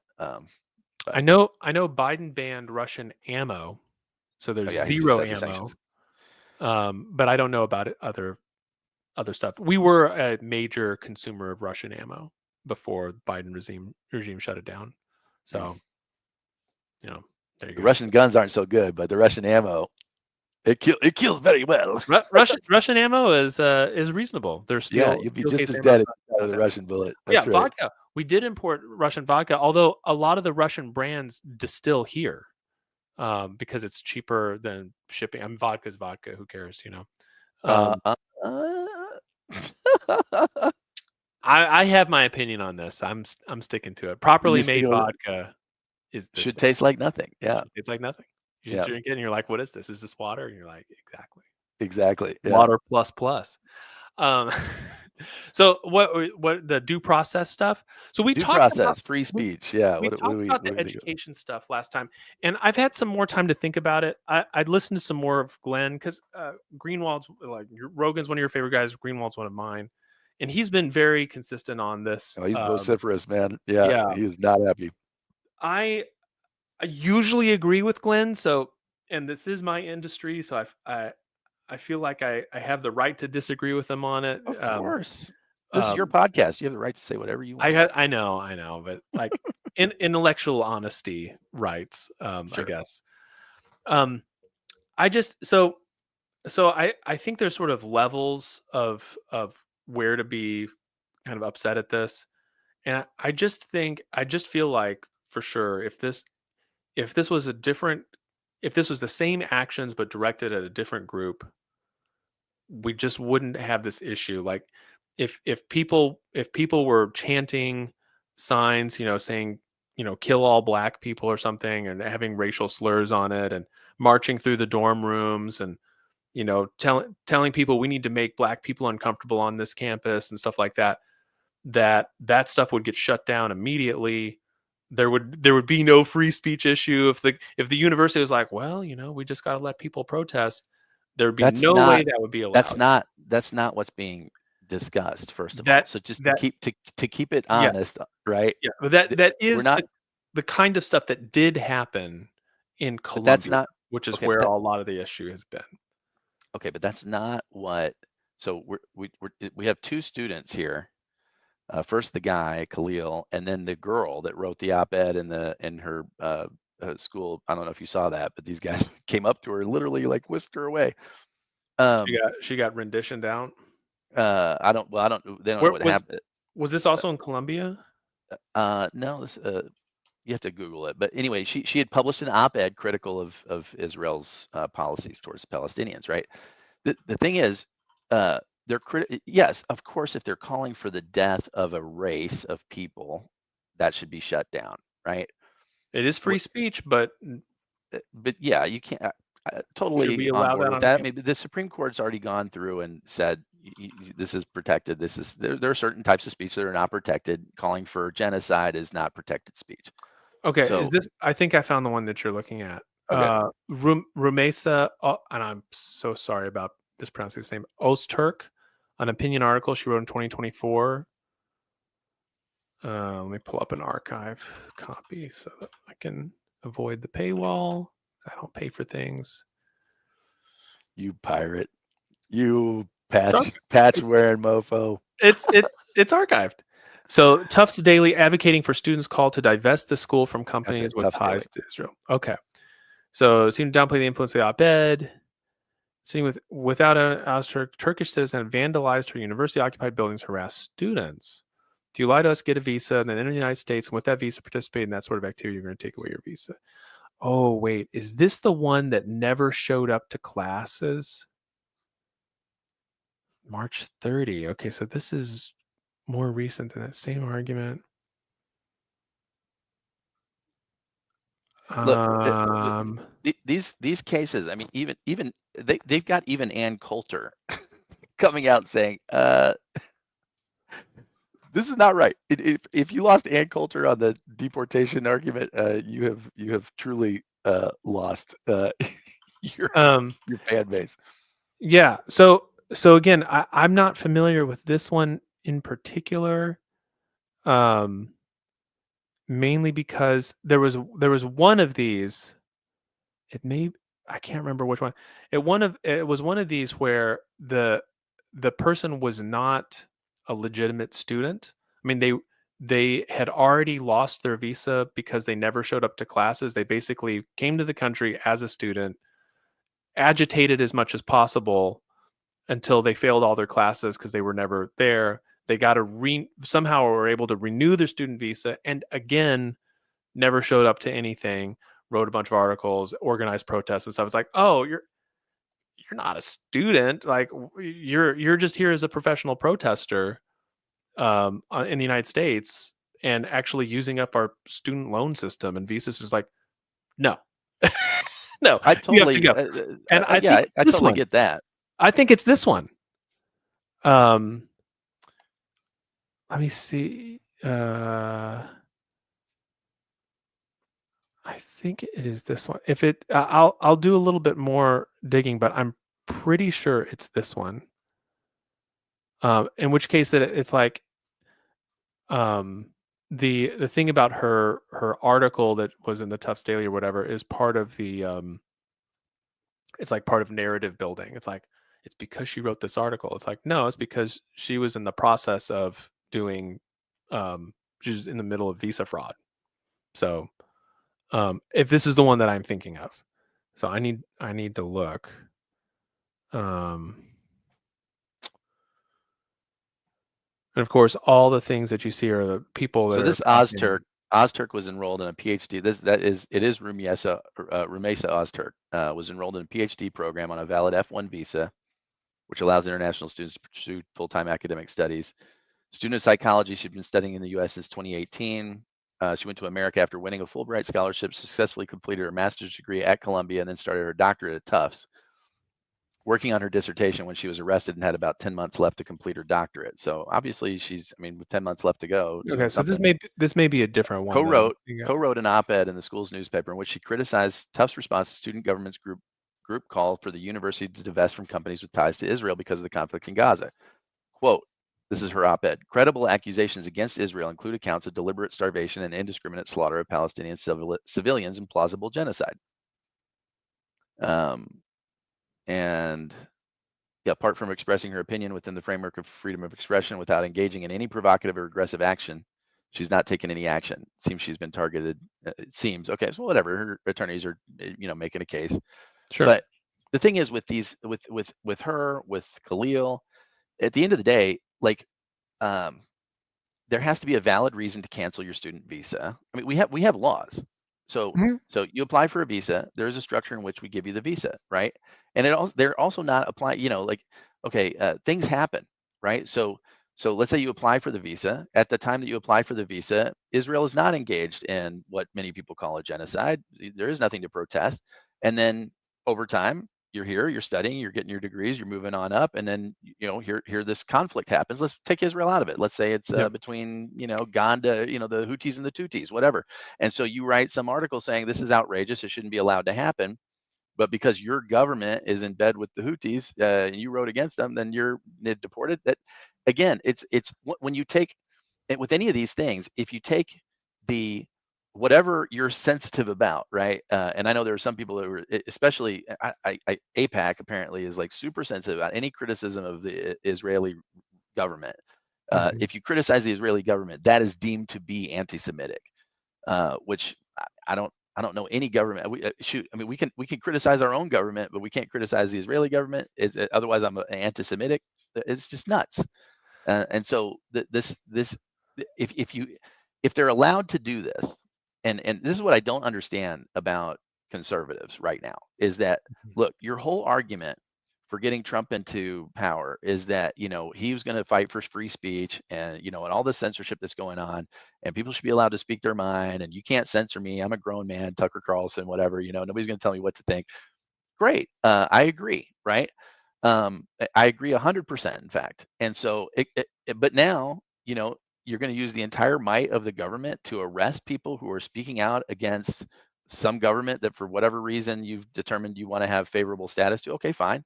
So now just let's fast forward, 4 years. Now a Democrat's in power, and he comes in and says, "Hey, look, um, you university, whatever, you have to cancel all your funding for these Christian groups because there are these Christian nationalist people that are trying to turn this into a theocracy, and we're not comfortable with it, blah blah blah, and it goes against the spirit of our country, who we are as Yep. people, blah blah. If we'd known that you were going to be like whatever, right?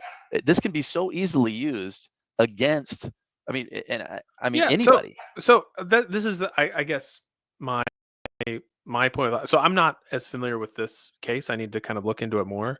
Like all I'm seeing right now is just sort of pure hysterics. That's all I'm seeing online. So I need to like dig into, okay, what exactly? I mean, I'm seeing like this is, a lot of opinion. I'm trying to find like, okay, what exactly Well, happened? so it But goes here's my to this. Oh, but go hold ahead. on, hold Sorry. on, hold on. So Yeah, sorry.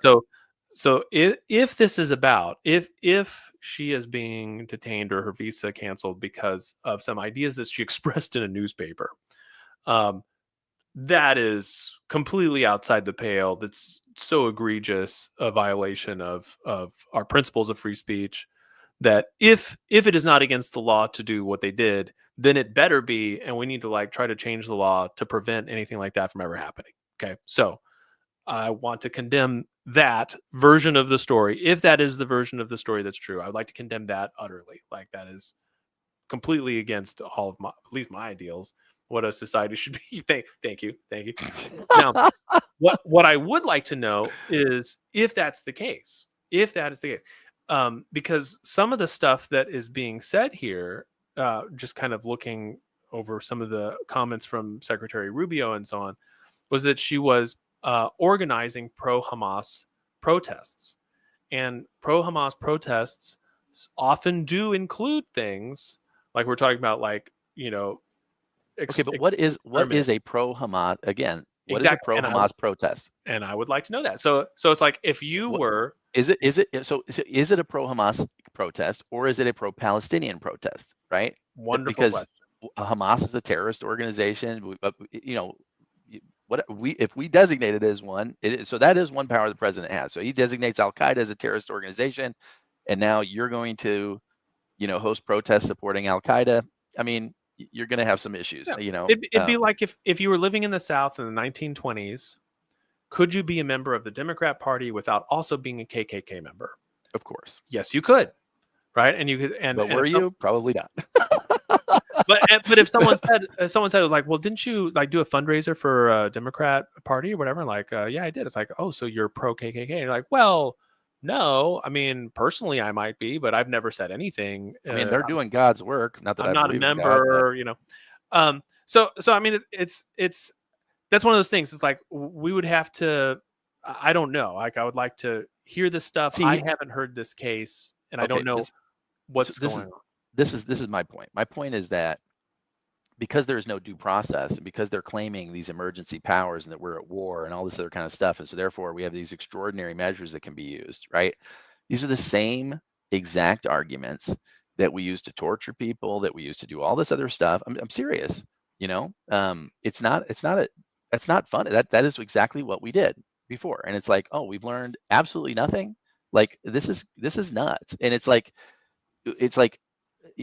there is we do have. It's not like this is brand new. We've never had anybody protest before. We've never had anybody violate their student visa before. There is a process to go through, and the thing is that, and here's where I'm just bewildered. I'm bewildered on a couple levels. Number one, I'm bewildered with people who claim that they are for free speech and free expression and anti-censorship, et cetera, except when it comes somehow to the government of Israel. And then, no, you can't. I don't understand that at all. I would invite anybody that wants to come on the show and explain it to me. You are more than welcome. I would love to hear about it.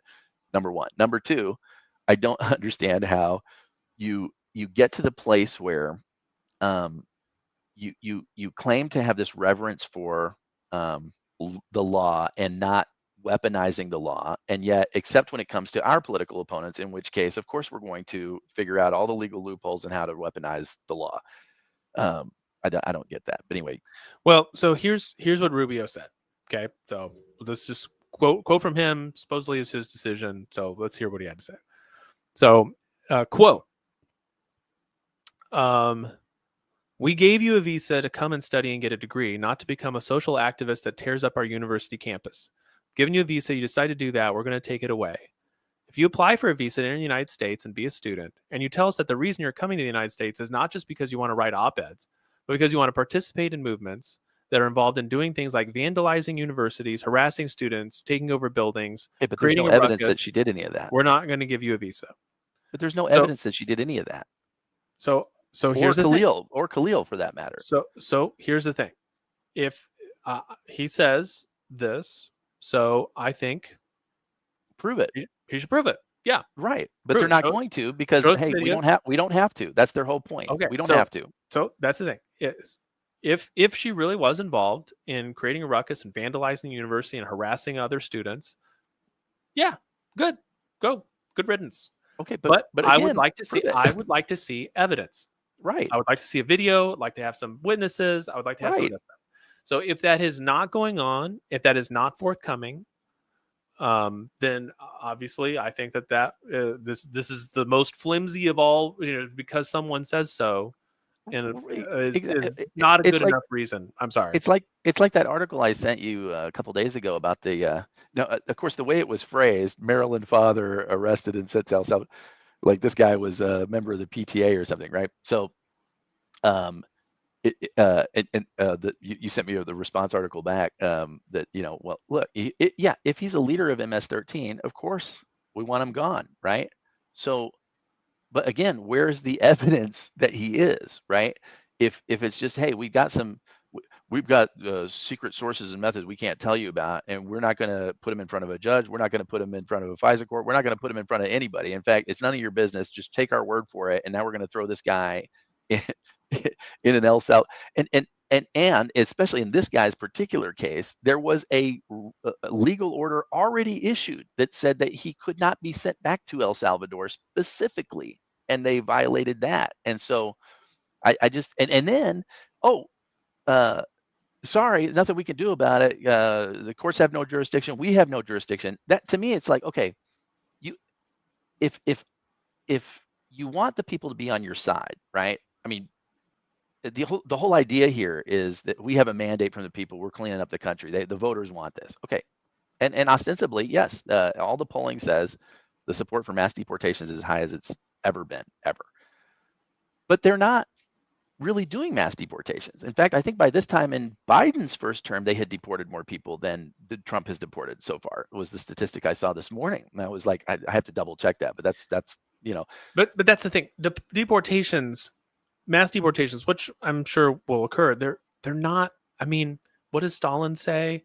Like the death of one person is tragedy, the death of 1,000 is a statistic. We say, oh, we've deported X number of thousand people, or X tens of thousands, or X hundreds of thousands. It's a statistic. No, so what they're doing is they're taking some high profile people and they're like, check this out. We're going to put them over here. Now, here's the thing. I understand that from a PR strategy. I understand, Yeah. and there is a lot of deterrence weight to that strategy. I'm not discounting it as a strategy. I'm not saying they're doing nothing, okay, at all. In fact, he has his highest marks on how he's handling immigration, and rightly earned, in my opinion. Okay, what I'm saying is he's risking losing the support of people. When you have Kristi Noem standing in front of you, you got these. Did you see the video of her? She's all cute in her white top and her perfect hair and her hat, and she's standing in front of you. If you come to America, this is what's going to happen to you. And behind her is this. She's in El Salvador in front of this pigeon. You got a bunch of shirtless dudes who look terrified, because of, rightly so. That is it's just, and then these kind of cases, it's like, why would you ever say that there's nothing we can do to get him back? Because if that's true, then that actually speaks for the exact reason why you should never have sent him out in the first place. Yeah. Like, so again, like, I'm not going to defend that, right? It would be like if I was an Obama aficionado and you're like, so drone strikes, against United States citizens. What do you think? And it's like, I'm sure there's a good reason. Yeah. No, I'm vote no on that. A big no. Same thing, right? If it turns out, so if this isn't one of those things where, they ask and this is, again, like, I have to put all these ifs in front of it because we have such terrible balance in our news right now that you don't know if it's something like, well, can we get them back? And like, well, I'll have to look into that. And then the way they report it is the administration is unsure if they can get him back. And it's like, but the thing is that the press secretary herself, who I actually have really liked up until the last couple of weeks, like she's been Levitt, straightforward. Yeah, Levitt. She's been straightforward. I mean, she's a little Sure. She's a to little shrill promo. for my test. I can't. I wound up reading this. I can't watch her. It's Well, annoying. yeah, her whole thing, President Trump, who's the greatest negotiator ever born to Yeah, yeah. man, I to can't a do it. virgin Sorry. in a manger. But No, like whatever. not me. But but she's been pretty straightforward while sticking to her line. But when she didn't know, she said she didn't know. But man, the last couple of weeks, it's been crazy. It's like, dude, you cannot just stand up there and lie like that people will get that every No, we time. can't do This that. whole Can't do that. disinfo Barbie. You can't like the whole signal gate thing. It's like, dude, come on. Just tell This the is truth. you just admit, yeah, we screwed up. It happens, right? It happens. And maybe somebody's head needs to roll. Maybe nobody's head needs to roll. Maybe they can just say, look, nobody's head's going to roll. We screwed up. Shouldn't have happened. It's not going to happen again. Here are the steps we're taking to make sure it doesn't happen again, right? But to just act like, oh, there was no classified information here, right? And then the Oh, wait. Atlantic dumps out okay, well, so here's what they said. You're saying that, and then the administration's hands are tied because they've already said there's no classified information. So how are you going to bust us for sharing any of Not it? Because classified. none of it's classified. Turns out it's not It's classified. Come on, man. It's just embarrassing. It's like, and so okay, you're going to toss away all the credibility and goodwill that you've built Mhm. through a well-run campaign and really good messaging, and you're actually feeding into the hands of people who were like, oh, they're getting power, they're going to do this and this and this, and So I remember somebody during the election was like, prior to the election was like, Trump's going to be a dictator. This is crazy. He was already in office for 4 years. He never became a dictator before. He's not going to become a dictator this time. We've already seen it once. It was fine. Everything was good. And I was like, well, but for, right? I mean, yeah, he didn't, because he had people in place that sabotaged him and sandbagged him and whatever, which I'm not a fan of either, in the sense of like, that's crap that you it's not guys the way that's democratic not the way you should be institutions are doing. supposed to Right. work. Yeah. Yeah, okay, so now you're gonna come in with a team of people who are absolutely on the team 100%, and okay, well, we're just gonna trust that you're gonna do the right thing. And then here are cases you're literally feeding people Yeah. the narrative So that I just don't get it. yeah. So I'll tell you, like the signal gate thing, hilariously bad. I was laughing with the girls over it. It's like, Hilariously bad, right? let's imagine you accidentally added someone to a group text, and so it's like, so what would, how embarrassed would you be? Like, very embarrassed. Like, would you do this next? And they're like, no, that would just make it worse. I was like, uh-huh. Guess what the government Mhm. just did? And they're like, no. I'm like, yes. That would just make it worse. But you know, the thing with the stuff with the dude in the prison thing. So we got the Wall Street Journal article. Thank you, Robbie, for posting that one. Um, that one, like I said, I mean, we've got one source saying, well, we can't get him back because he's not under jurisdiction. That's like saying, I mean, the context of that remark, like, of course you can get him back. You can go ask the government. The government is housing them there You're because you've asked. paying them. Oh, Yeah, they refuse to send them back? Just don't no, send them any no. more money. I mean, come on. Obviously, you can get him back, right? So that's, I think, the whole thing. Oh, my administration can't get him back. Of course they can. Like, this is just like a kind of the standard fear mongering piece. So here's my take on it. It looks to me like some of this stuff is sloppy and should be reined in. It should be done a lot more carefully, and it's okay for it to go a little slow. And I get that the whole thing is like, we got to go fast because everything's going to get gummed up by lawfare and nationwide injunctions. So you just got to do everything all at once, Flood the zone. Yep. flood the zone. And so it's like, that means some stuff is going to break, and we're going to do our very best not to, but it's inevitable. And so here you go. And it's like, I don't want that to happen. And so there's a trade-off here that we really need to respect, I think, people's personal liberties a little bit more than they are currently doing. So I will happily criticize them for that. And the thing is with the campus free speech thing, I mean, you've heard my take on it. Like, I think this is much more than the way Glenn has been talking about it, as like, these are just protests about the government of Israel. It's like, that is not what these protests have been like. I mean, that's like saying, the protests that have been going on in South Africa are only about pre-apartheid. They're just denouncing apartheid South Africa, and it's like, when they're saying kill the Boer, like kill them. It's like, I mean, maybe you could say, well, in Well, a certain context, but it's like at some point you have to look at this like this seems like a call for violence, and well, like it would was a call for violence. I mean, that's why Mandela was in prison. He was classified as a terrorist, and they were blowing up buildings. I mean, so it's like, in the case it's like if you have on campus calls for violence, and you say, well, it's encoded or dog whistled or whatever, and it's like you might have to look into this, but I just don't see how how you can have a functioning campus where buildings are taken over and classes are shut down and whole departments seem like they're whipping people up into it, and you've like it's like I don't know, like it's hard for me to have a whole lot of sympathy for that kind of thing. Now, unfortunately, it comes at a time where, yes, there are organizations that will take any criticism of the government of Israel as, you know, existential threats or something like that. And it's just like, and that really sucks that we're going to have to thread this needle where I don't think you see that in in other areas, but it's like, yeah, there are groups out there that if you say something about like, "Oh, I'm not sure that I agree with the tax policy of the country of Israel," they'll be like, "That's it. You're oh, you hate anti-Semitic. Jews. You hate Jews." It's like Yeah, it's like I am Jewish. Yeah, you well, d- not a real yeah, one. not a real. Yeah, it's like, Yeah, well, not a real Jew. sometimes anti-Semitism is it's internalized, and we have to denounce you as well, and so on. It's like that's insane.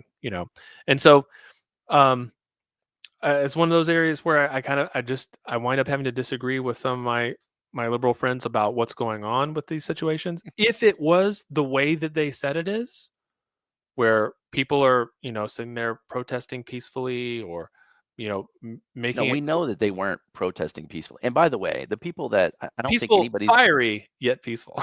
but I don't think there's any. I think the distinction is for me anyway is okay. The students that you know burned buildings, occupied buildings, illegally or Disrupted against classes. Yeah. disrupted classes. All of those people should get administrative actions based on the things that they did. It's the same thing that I have with the January 6th people. It's like, look, I get being upset with the election. I get whatever. The people that broke the windows and assaulted cops, they should have been prosecuted. The people that followed those people in Walked around and and walked left. around, they don't deserve jail time. I just so to, to me that we can make distinctions. These people Hmm. took actions that these people didn't take, right? And these guys like Khalil specifically, there is just no evidence that anyone has produced yet. I'll just say all those words, right? Yeah. To show that he was part of any of that. He showed up to negotiate on their behalf. Maybe he was in the planning sessions and was smart enough to not be there when the stuff went down. But the thing, even during the you remember during the '60s, the sit-ins and the buses, all the Sure. stuff when with the civil rights movement, right? Sure. The people that got thrown in jail and prosecuted were the people that were disrupting the business, the flow of it. I'm not saying what was going on was right, and those protests, they showed up knowing they were going to be arrested. They were willing to sit in jail. It was that was part of the deal. And the Yep. people that planned those protests and yet weren't there didn't go to jail. And it wasn't like, and the FBI knew who they were, right? They didn't Mhm. show up and say, "You helped plan this. You're going," because it's not it's not a I don't know. It to me, there's distinctions that can be made, and like saying, okay, we're going to prosecute this guy on behalf of because we're so mad about how this went down. No, That's not no. right. If and that's the thing is again all the ifs, right? If it turns out that the only evidence they had that this guy was a ringleader or whatever was that he was It was the negotiating CI. or Yeah. negotiating that it ended, or something like that, and it's like that's it. Like he was the one that was good at negotiating, got everything diffused, so he must have been one of the ringleaders. That is, I think, ridiculous, right? That Or obviously he's even the who's the guy? Well, the Hoffa Jimmy with the unions and everything, right? The whole nice business you have here. Be ashamed if anything happened to it, right? I Mhm. mean, dude, that those are inferred threats. but legally they've been shown like because they've adjudicated all that. That's not a threat. It is Sure. implied. There's things that are there, but you didn't say these words, therefore we can't classify it as a threat. Therefore, this is not a crime. All these things have already been adjudicated, and so it's like now you're making up new rules to say, well, because you're a student, you don't have the right. Because you're on this type of visa, you don't have the right to. No, that's not the case. You don't have all the rights of a citizen, but you do have the right of free expression, et cetera. Like these are all, Yeah. it's all been So adjudicated. I'm just curious because we've talked about kind of where my line is on some of this stuff. I was kind of wondering where yours is. So like, let's take like a really extreme example. Like, let's say you had a student who was doing fine in classes, no one had a problem, but he started posting videos on Instagram, um, and declaring his allegiance to ISIS, hoping that he will someday be able to join the paradise with the other martyrs Anyone and all know any this. good recruiters? I'd love to sign up. No, not even No, like that, not, but not like that. Okay.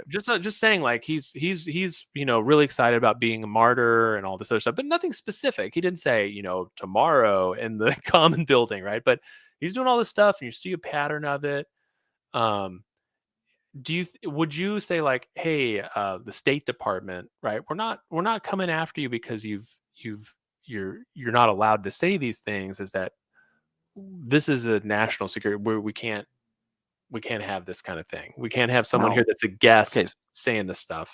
So two things. So one is, Would that be a line?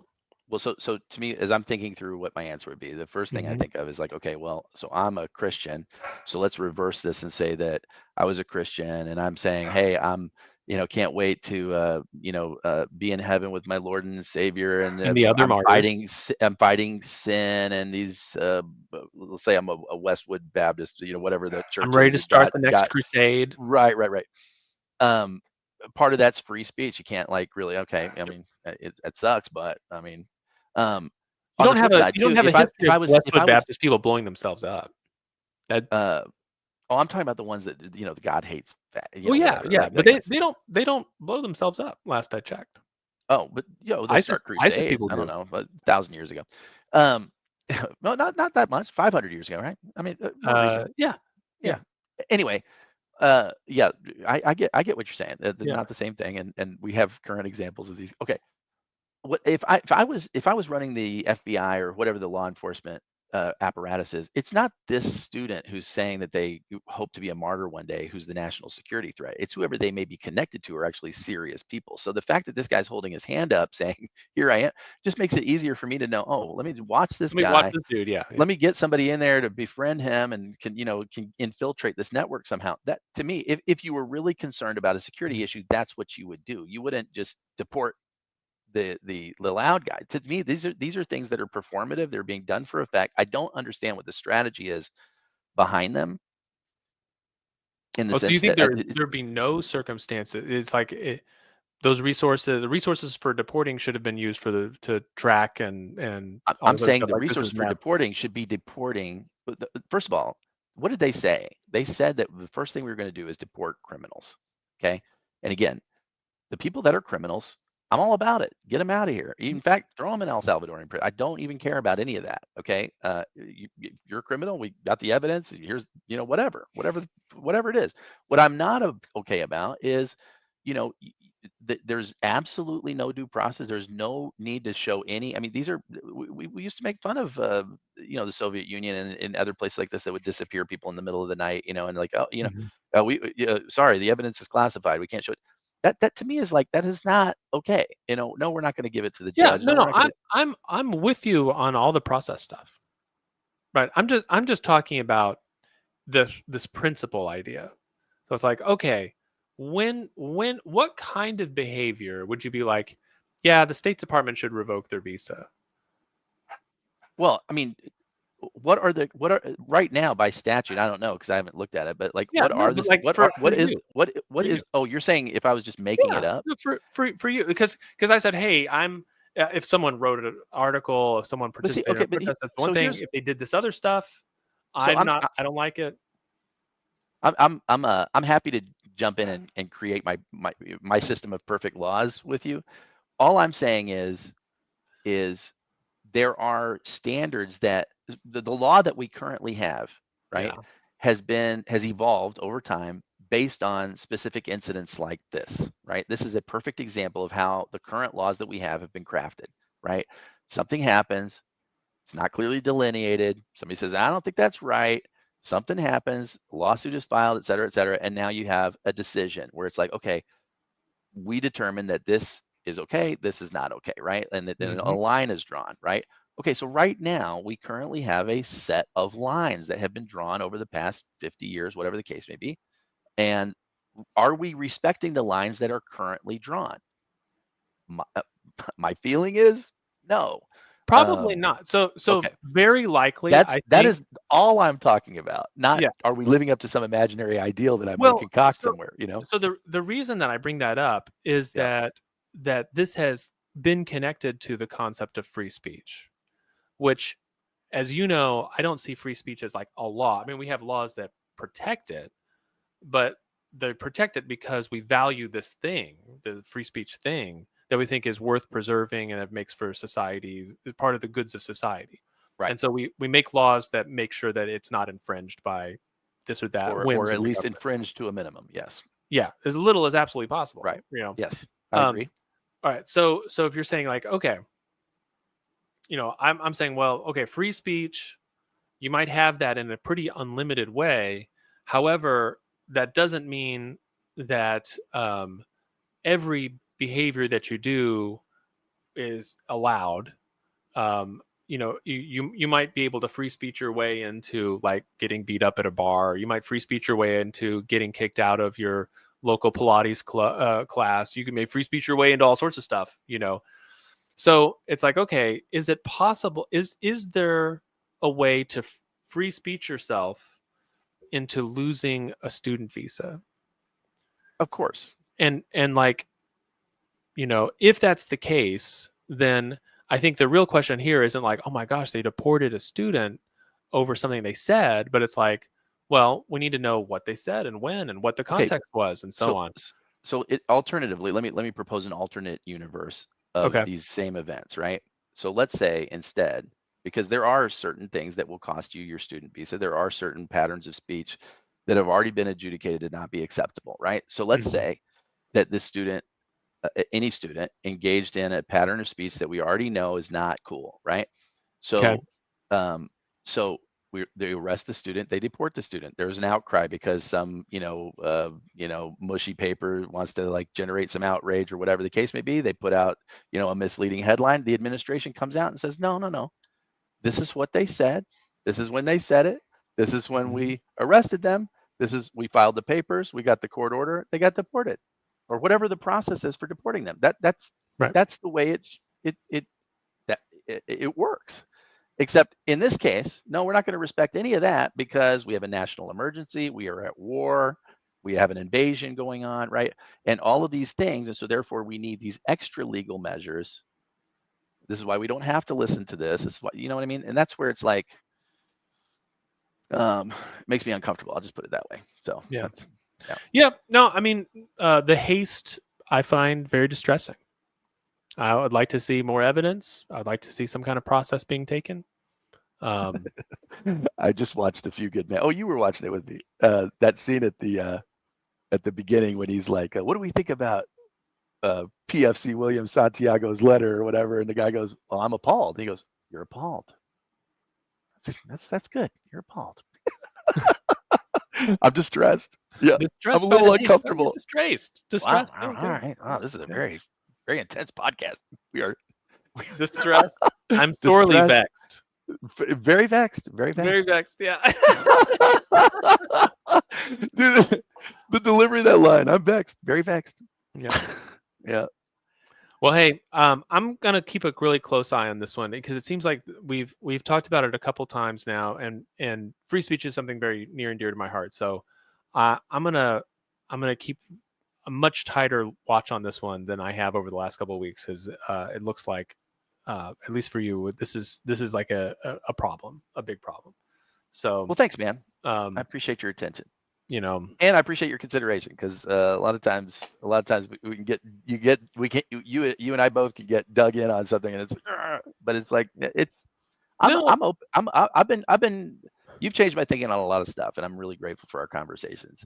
You've especially when you point out, there, at the end of the day, things should be based on what's actually so, not on how we feel about it, not on how it's characterized or whatever. It's like, what's the actual underlying fact pattern? And the problem with the abandonment of due process specifically, or the glossing over, whatever you want to call it, dismissal of, disregard of, whatever, is that we never get to the underlying fact pattern because it's never It's forced to never, be exposed. yeah, That's right. it's never established That's with right. any kind of rules of evidence. Yeah.